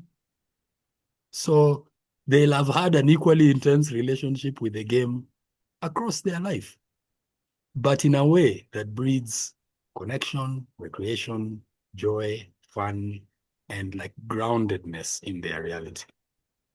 And what will it take for us to make sure then that they have balls, fields, space to do that? Because we also live in a place where those precise things are being grabbed from them very actively. So I'm like, all we are trying to do is make sure your kids will be able to play for life. Mm. Fundamentally, that's the foundation we want to grow. And I think if you do that, professional sports will be a wonderful byproduct from that kind of foundation. Right? That's a very difficult language for Kenyans to It's understand. It's the same thing Ogada says about tourism. It should be a byproduct, not yeah, the goal. It not the should not goal. be the goal of conserving your environment. But it's brutal because while you're there saying, I'm giving you difficult concepts, your school fields are being grabbed, the imagination of your kids is being captured, right? And then you're saying, what I'm saying is difficult. Mm. I'm like, what's harder? The grabbing of all the spaces to play, the grabbing of the ability to think about play as fundamental to how a society functions and understands itself. And you're like, okay, so what we do is and it's very funny one day, you then deliver these messages week by week on the ground consistently. And so it reaches a point where it is continual conversations. So I look at it not as hoping to get Oh some yeah, big, insightful, on the huge first breakthrough. day. Yeah. No, yeah, it's a Mm. drop that that erodes a very hard brick, Yes. Yeah. In right? fact, when I was And hearing you just speak, has to be I was thinking, it's so sad that you have to explain these common because it should be common sense. should be common But sense. we Should be we known. are at a point in Kenya where you have to explain common sense concepts because we've been so And we've and been then you so have to find standardized. sometimes we're having a very interesting experience as well. We find Uh, we have to you have to innovate how to make the thinking and the behavior really, really, because people will listen to you and they'll talk and they'll say, hey, by the way, what you're saying makes it sense. makes sense. Then the next game, you will see them reverting to the same behavior as before, right? And telling their kids, no, no, no, don't do this. Why are you? And you're like, eh. Habit. So, habit. So we found, I give you an interesting way in which we are learning. We are learning. Yeah. And so even when we have, as we designed the league and the administration of the league, it's a very key thing for us. We've defined it as a learning experience for everybody. Mm. It's a learning experience for the players, for the coaches, the referees, the parents, the friends and fans who come to watch. And it's a learning experience for us as administrators. That means this issue of coaches and parents, for example, shouting from the pitch and that coming from the urge to win, the Yes. prioritization of the win over development, right? And Mm. we are like, as much as I talk to you about we are prioritizing development over winning, and Yeah. we are saying development includes a definition of success that accommodates both winning and losing. You guys are defining success only by winning. That's a very, very, very constrictive way of helping your kids. The development requires both. We want your kid to learn how to win and lose. It's important. I know. Yani, Right? like, So when we tell them that, they tell you, that's very true. That's true. yeah. The next game, the desire to win is so strong. Right? You see the behavior reasserting itself. So I give you an example of something we've been studying mm, and which we are trying to implement. We said now, we have a company that we partner with on the league. A yeah. couple of young guys, they have an organization called Ticini. Ticini are a sports data company, and they collect sports data for different teams and different leagues. Okay. Mm, And we've been running a program with them, which because the way we run our league is we have 3 seasons in the year, right? mm, 8 teams in every age group, and they mm, play season one. The beginning of the year, we have a season happening right now between May and June, and then we'll have one in September to December. So over that course of the year, the kids get between 27 to 30 structured, organized games, right? yeah. With points and everything. And then they have space to play tournaments in between, to also play at school. So we're not trying to hog all 52 weekends or yeah, right? Mm-hmm. But we said now with Ticini, we said, come, they've been collecting data on different games. So you sort of look and say, what data is important? What is it you want to learn or do to help them collect the data? Because data has now become huge in sport and in football everywhere, right? I use like what kind of data? So sports data, they'll tell you how many shots did you take from outside the box? How many successful crosses did you make from the left and the right? Oh dear. How many of your goals were scored by defenders? How many were scored by? And it's also the guys who are the lead of that over the years are the Mm. Americans. Their sport, the Yes. statistification of their sport is a And sport in its own rights, right? in fact, I remember how when I used to watch sports, American sports, I used to really get irritated by those statistics. Yeah, it's I'm the like, what, grammar of what their does game. that mean? It's their grammar of their game. It's how they really dissect and evaluate the sport. And Mm, the English always had a very paternalistic and arrogant attitude to it. They're like, the statistics which matter is the goal scored or not. yes. And they're like, that's the final statistic anyway. So it doesn't matter whether you had 20% possession. Did you win 1-0 or 2-0? The win overrides. So we're like, fine. The win Yeah. is the key metric, no problem. Yeah. But now data is such a big thing because what the Americans also did is they showed how to win using data. And once they did that, other guys are like, we can't be left behind. Otherwise, these guys have found a way to identify talented players or use talented players in ways that now are driven by insights they used from observing certain data of players on pitches and games, sorry. And That's then once you go down that route, you right. can produce data about just about anything.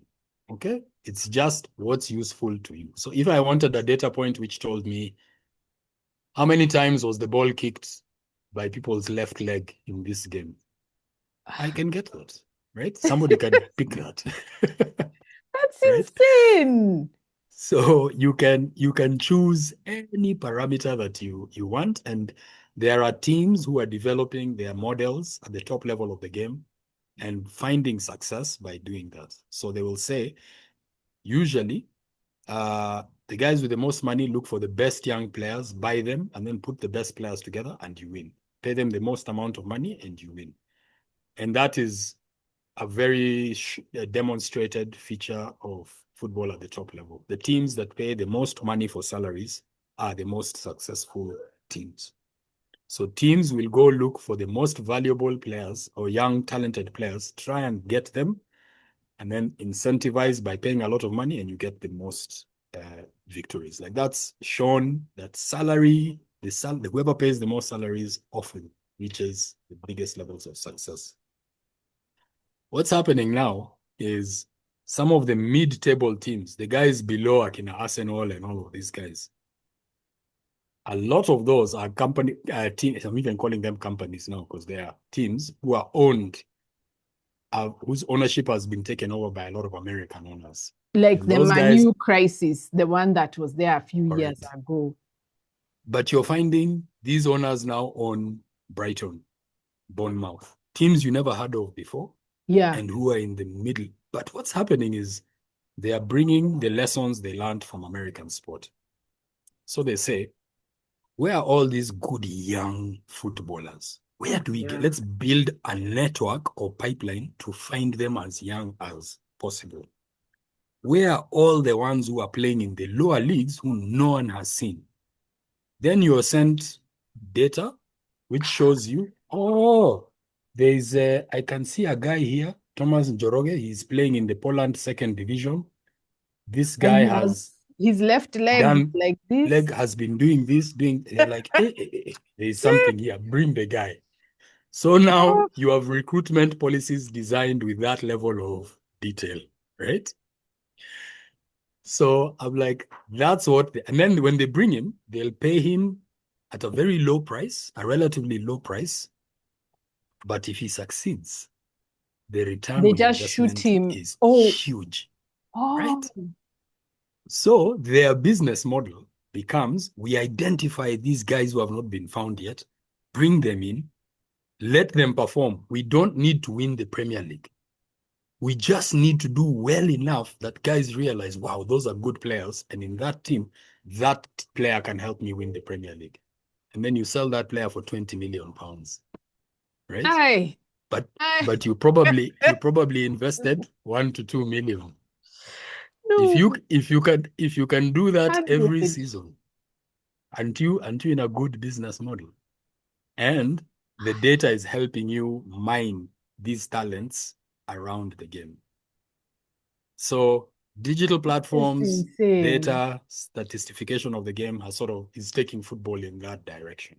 And so even here in Kenya, there is an increasing use of that language. We want data, we want data, we want data, sports data. It helps coaching, it helps us improve. Okay. And so a company like Tisini, they collect data even on the Kenya Premier League, right? And there's elements of what they're doing, which is wonderful and remarkable, and we work with them. And because we said we want to understand how to use this in the context of youth football development, right? So when the first time they presented to us, it's not skeptical, because I was like, I also see them and guys like that as almost partners. I'm like, you have a skill, you're able to produce this data and information. I'd like to understand its application in our context. Because initially you might be pitching it to me and selling it to me as, but everyone is doing this. Even in Europe, I'm like, yes, yes, yes. I hate that even in Europe. Yes, I see that, but actually in our context, how does it? And fair play to them, like we've been developing a really, really consistent relationship about our context. What Yeah. does it mean for what Us. we are doing? Let's Yes. investigate that. Let's craft it together. We're not Yeah. saying no, but I'm also saying the way you're bringing it, that doesn't work. But what you're doing, there's a way. Let's figure out let's think it through, and game by game, let's see. So we got to the point where we had a discussion and we said, this behavior of coaches and parents is problematic. Yes. Okay. And it's being driven by a misguided definition that success is about winning football matches. Even when we tell them, when your 12-year-old is 24, they'll have no memory of which games they won. By the way, it will not matter to them that in this game they beat Ligidogo 2-1. In that one, they lost to Diamond FC 3-0. That will mean nothing to them. but the memories of the friendships and the experiences and how it felt, that's going to remain. That's what will remain about this season of their life. The actual individual wins mean nothing in the long run, but the memories of the togetherness, the fact that the excitement on Thursday, you're closer to Sunday, that on Sunday morning, you no longer even wait for your mom to wake you up to go to church. You're like, we are off to the pitch, right? You're ready. You are that feeling. That's what's going to color their memories of this season of their life. What's the value of that, right? How do we help that? How do we germinate that? How do we let it grow? So we looked at this thing and we said, Tisini, this coaches and parents issue is problematic. Yeah. But we have been talking to them season after season. We meet with coaches on the field. We meet in Zoom meetings, but it's not changing. So we were like, is there a way we can, since we are running the league, what could we do that could help us adapt this behavior and get this value to be instilled a little bit better? And so we said, can we introduce a data point that you collect for us, right? And we called this thing passing sequences, because when coaches put kids under pressure and they want to win the game, everything becomes rushed and frantic, right? And you disconnect from a very fundamental fact about football, that it's a game of decision making. Yes. Yeah. Yeah. What the kid is doing, the player is doing, is making decisions all the time. Yeah. The kick of the ball is a decision. Yes. Yes. Why he kicked it there and not there is a decision. Why he kicked and didn't dribble is a decision. Dribble is a decision. Yeah. So as a coach, you should be helping your kids learn how to make better decision making. Yeah. You should be improving their decision making, which means you should learn, how does a child of 9 make decisions? Yeah. Does a child of 9 make decisions the same way a child of 14 does? No. No. So you can't coach a child of 9 the way you coach a child of 14.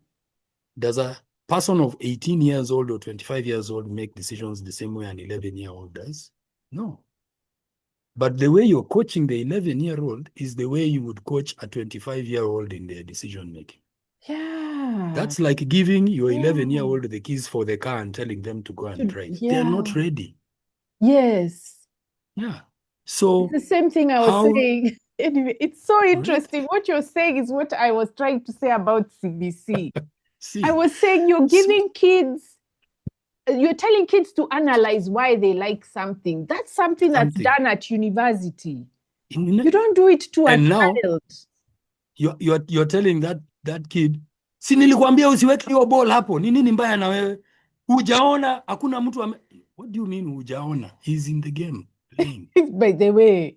Yeah, you're standing on the sidelines with a 360-degree view of the whole thing. Yes.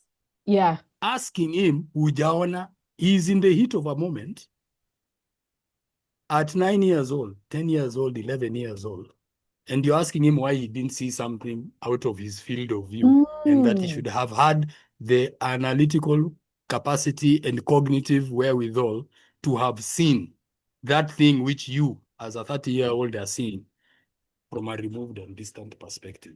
I'm like, you're not coaching, you're damaging. Yes. Yes. The decision-making of a child at this age is encouraged, again, sometimes more by letting the game teach him.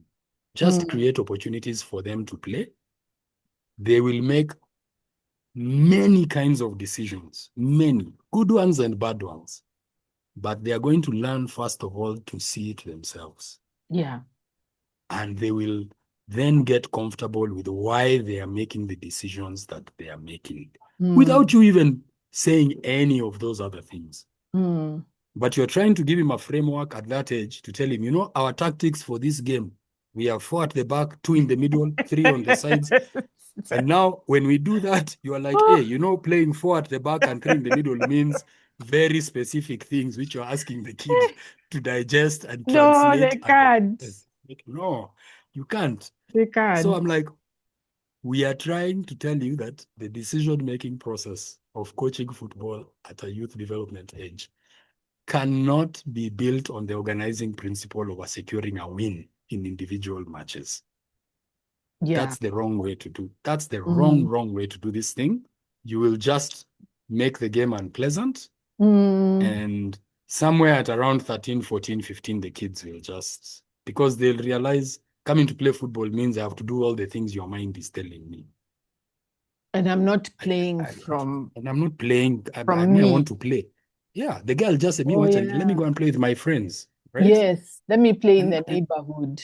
I'll just play in the neighborhood. And he'll be like, I'll choose that rather than this league thing because I'm like, hey, all the time people are just stressing me, telling me this.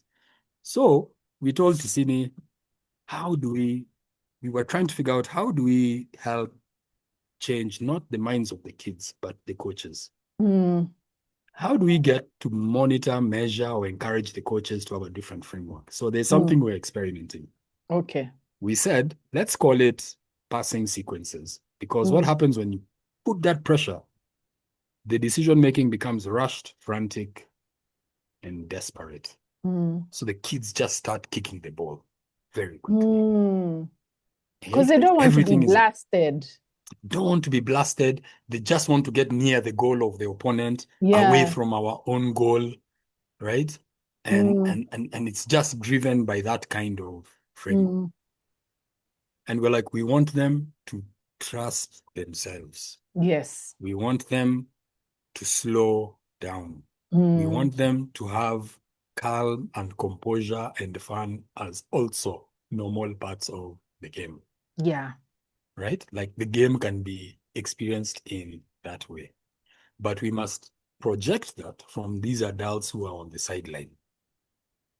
So, how do we get these adults on the sideline to calm down, to look at the game differently? How do we get coaches who have never been trained to approach development in that way, other than lip service? And who, when they are trained, the only training is that technical certification. You went and Mm. did a coaching course, now you are a coach. I'm like, you're a coach of certain exercises that you can do with a ball and cones. Yeah. That certificate never took you a process of saying, how does a child learn? Yeah. How does a 9-year-old make decisions? How does an 11-year-old make decisions?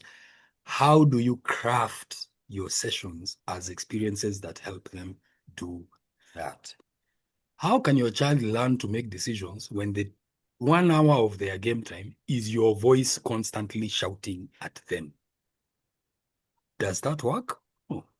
So, what might be the way for you to improve as a coach in that respect? That kind of development of coaches doesn't happen either.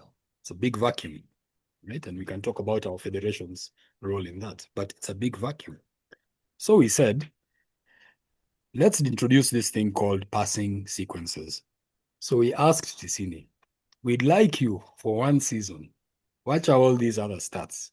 Just count for us how many times a team is able to pass the ball among its players before it loses the ball.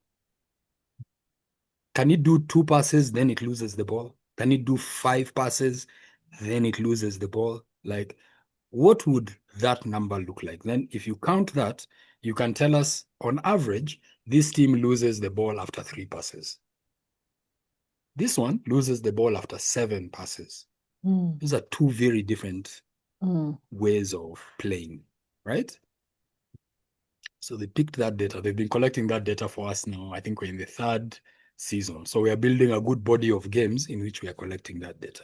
Yeah. It's a very interesting thing, Wandia. The average has been between 2 to 3 passes. It means you 1, 2, 3, the ball is lost. 1, 2, the ball is Ball is lost. That's a lost. very fractured way of playing, Yes. right? If football is also a game of relationship, a game of communication, if the passes are the words you're speaking to each other as a team, moving the ball between you, you are having very broken conversations. You're not able to literally string a sentence together. Yeah. If each pass is a word, 8 passes would be a great sentence, right? But if you're losing it after every 2 words, then it means, imagine if you and I were talking and after every 2 words, the sound drops. It would be a very unpleasant conversation. You'd be struggling to understand me. We'd just get tired, right?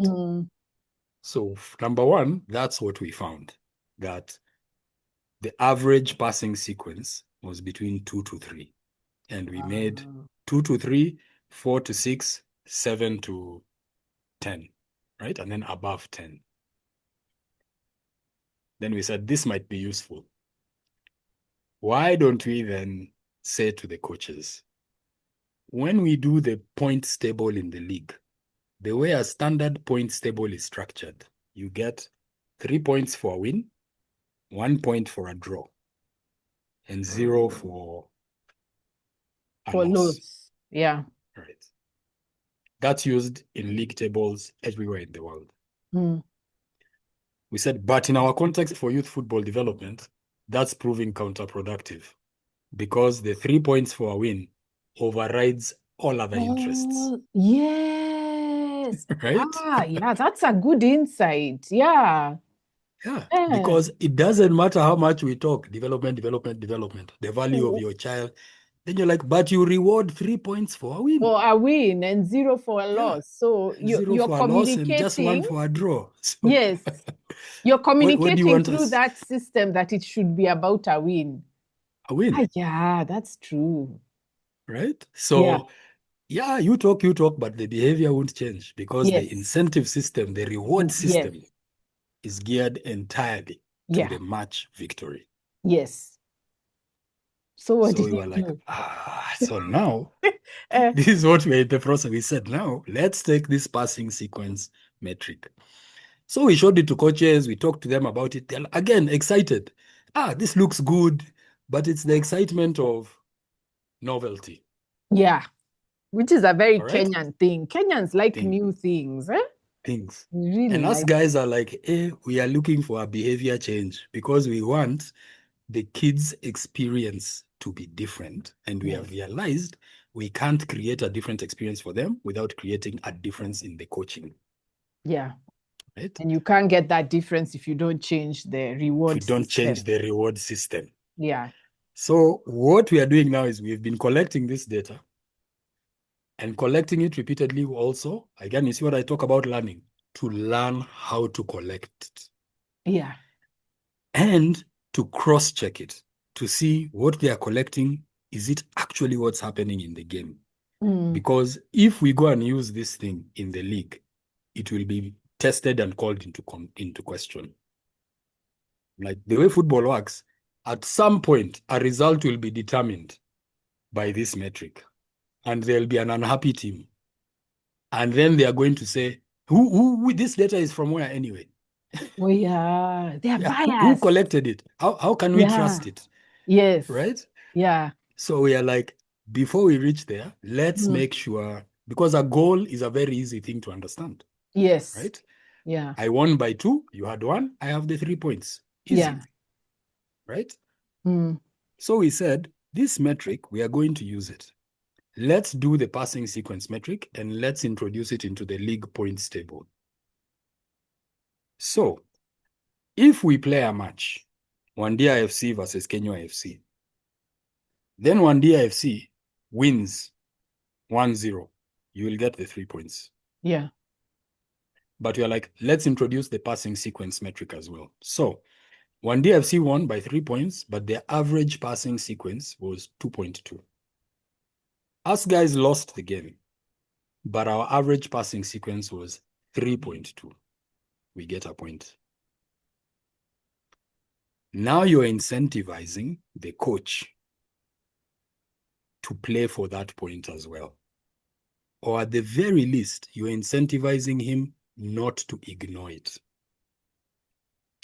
And the passing sequence cannot go from 2.2 to 3.2 to 4.2 to 5 to 6 without intentional action and change in relationship between the coach and the team. He must explain to the team that there's value in not getting rid of the ball as quick as possible. And in the context of, say, an 8-team league, if you gave a point for that metric, that's 9 points out of a possible 27. It's a third of the points. So you can't afford as a coach to not take account of that. Yeah. It means at the end of the season, Wandea FC and Kenyua FC, we may both have won 6 games each. And we are equal on points. But if I have won more points on the passing metric, I'll win the league and not you. Right? And so now you're redefining your points and rewards table to say we'll incentivize the win, but the passing sequence requires a development in the coaches to impart on their team a value about why it's important to change the relationship of the team and the ball and to move the ball between them, right? So just Now, for a naive person like me, so increasing the sequence also improves the game.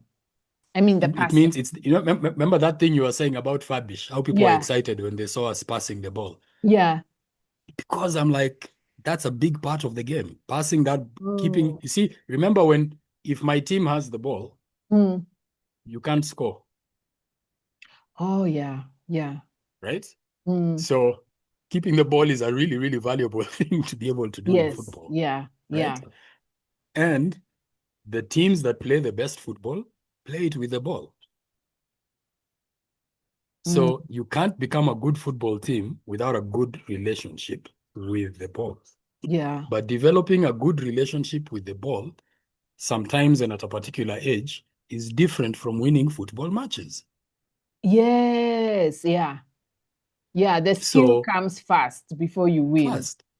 So our adjustment with the passing sequences is to make developing a relationship with the ball and your teammates a priority to counterbalance the fixation with winning football matches. Yeah.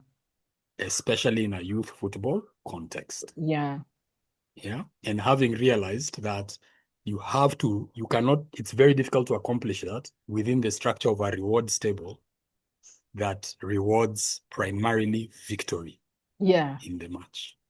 I'm like, that works at a professional sports level, but in a youth sports level, your incentives have to be different.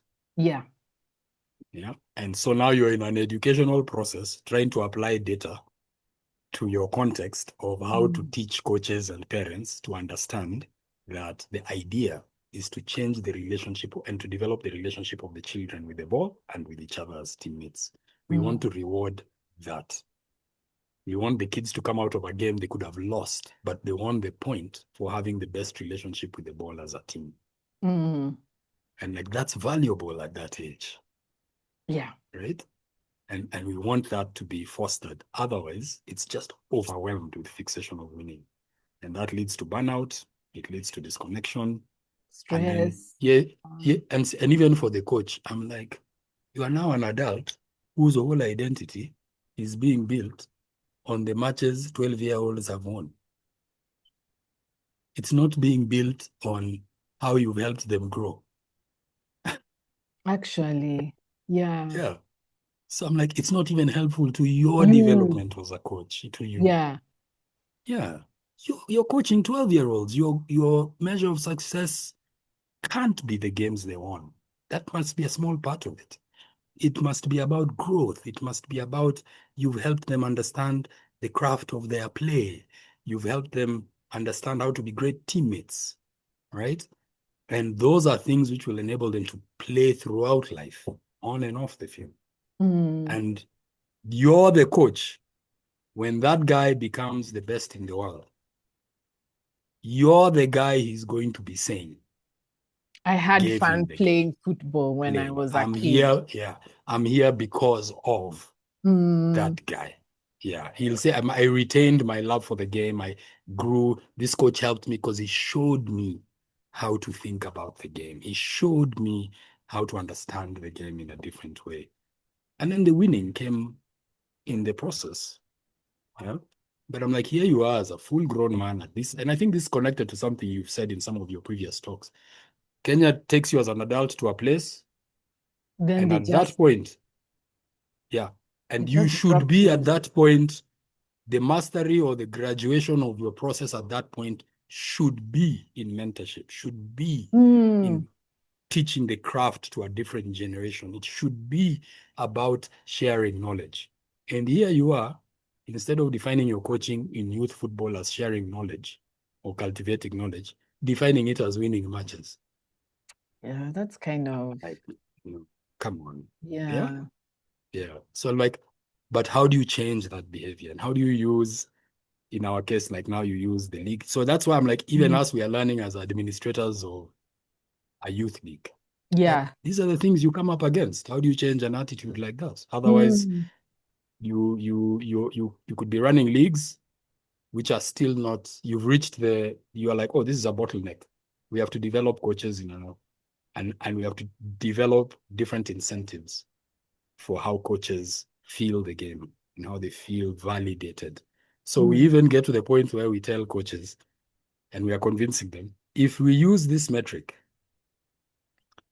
you as a coach will be able to show at the end of a year, over the course of 30 matches, that you took a team from a 2.2 passing average to a 4.7. That's an incredible metric of growth. That's not a mistake. That's on you. That shows you've really changed something about the way players understand and play the game. mm. And then now you're really being recognized for a real skill that you're developing. Yes. That was work. It took work to do that. Those children now have a very different understanding of the game. And if you did that year on year, you then might find out that you are a successful coach. It's not that success as a coach means you are in youth, but you'll only be successful now when you're coaching the big teams, right? And so you're coaching them the way you would want to coach the big teams. And I'm like, you see, that's still warped. And if you do that, you will remain behind all the guys you're trying to reach, Yeah. Mm, right? So, mm. and finally, even in that point, I'll just make a simple point. Countries like Spain, one year, Spain has in Europe the highest number of what they call UEFA Pro licensed coaches. It's the highest license a coach can receive as a professional. If you get that license, you can be employed by any football club in the world. You have the license to now be coached by Man United. If I try and go and coach them, they'll just look at my CV. They'll be like, hey, Dana, UEFA Pro, you don't have, Yeah. right? And they have like C, B, A, and Pro. Each of them allows you to train coach teams at different levels. Pro is the highest level. Mm. The English have 2,000 and something of these kind of coaches, I think. The Spanish have over 14,000. Oh, that's a big number. Now think about this. There are 20 teams in the top Spanish league, 20 teams in each of the divisions below that. So in total, your country has 200 to 400 professional teams. Where are the other coaches coaching? Of those 15,000, Kedo 400 to 500 are in professional clubs around Europe. Where are the rest? They're training kids. Mm. That's the level of investment they've put into how to develop the way their children understand the game. And then here you are, meaning there's a coach who is actualizing his dreams by coaching kids. He's not seeing the kids as a stepping stone To the to Premier 31 League. to the Premier League. I'm like, you're in a very different framework. That guy is, imagine how that person gives himself to the teaching of the children, as opposed to you, who needs the children to win matches. And this one Yeah. is in a philosophical framework where the win is not the thing. don't worry, we are going to win World Cups and we are going to win minis, because by the time our kids get there, there's nothing about this game they don't understand, right? And so by the time the coaches at the World Cup level receive those players, the preparation, those coaches are not now having to teach those kids 1+1. You take hold of a Kenya Premier League team today, or the Kenya or Harambee Stars, and you will find any of the coaches at that level telling you there are still basics we are having to teach these players as adults, which they needed to have learned when they were 12, and they didn't. Yeah, and they didn't learn it. And then you have coaches at youth who want to become, whose ambition is about reaching there. So I'm like, you're never going to give yourself to the game in the way it needs, right?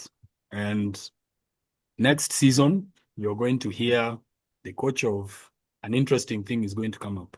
The coach of Arsenal, the coach of Chelsea, the coach of Liverpool. Those three guys are three Spanish men. Arteta from Arsenal, a guy called Raola in Liverpool, and Xabi Alonso in Chelsea. It's a remarkable thing to me that all three guys, similar ages, and all came through and from the same grassroots neighborhood football club somewhere in Gacheche, Spain. And I'm like, how does one neighborhood club, which has remained a neighborhood grassroots club for 40 years, formed in 1982, produce three of the top Premier League coaches in England today? Yeah. The seeds of that excellence are sowed at a youth level. Hey, you don't requires get to build your house from the roof up. You have to the build foundation. it from the foundation. Yeah. One of the things I discovered when I was talking about CBC, which was very disturbing to me, is that Kenyans can't think long term. They really struggle. So when I'm telling them, if you do this to your kids today, in 20 years, this is what you should expect. People were not understanding. They were like, I want degrees, I want jobs, Then I'm like, your child will not even be able to work because you've taken away their motivation using this system.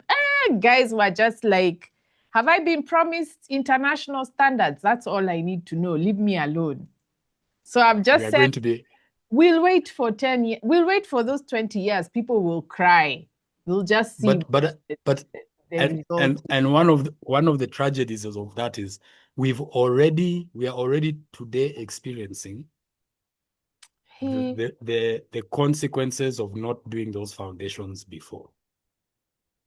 So, and what I mean by that is when you're saying, people say we want international standards. Even in football, people will say we want Premier League, World Cup. We are building world-class facilities.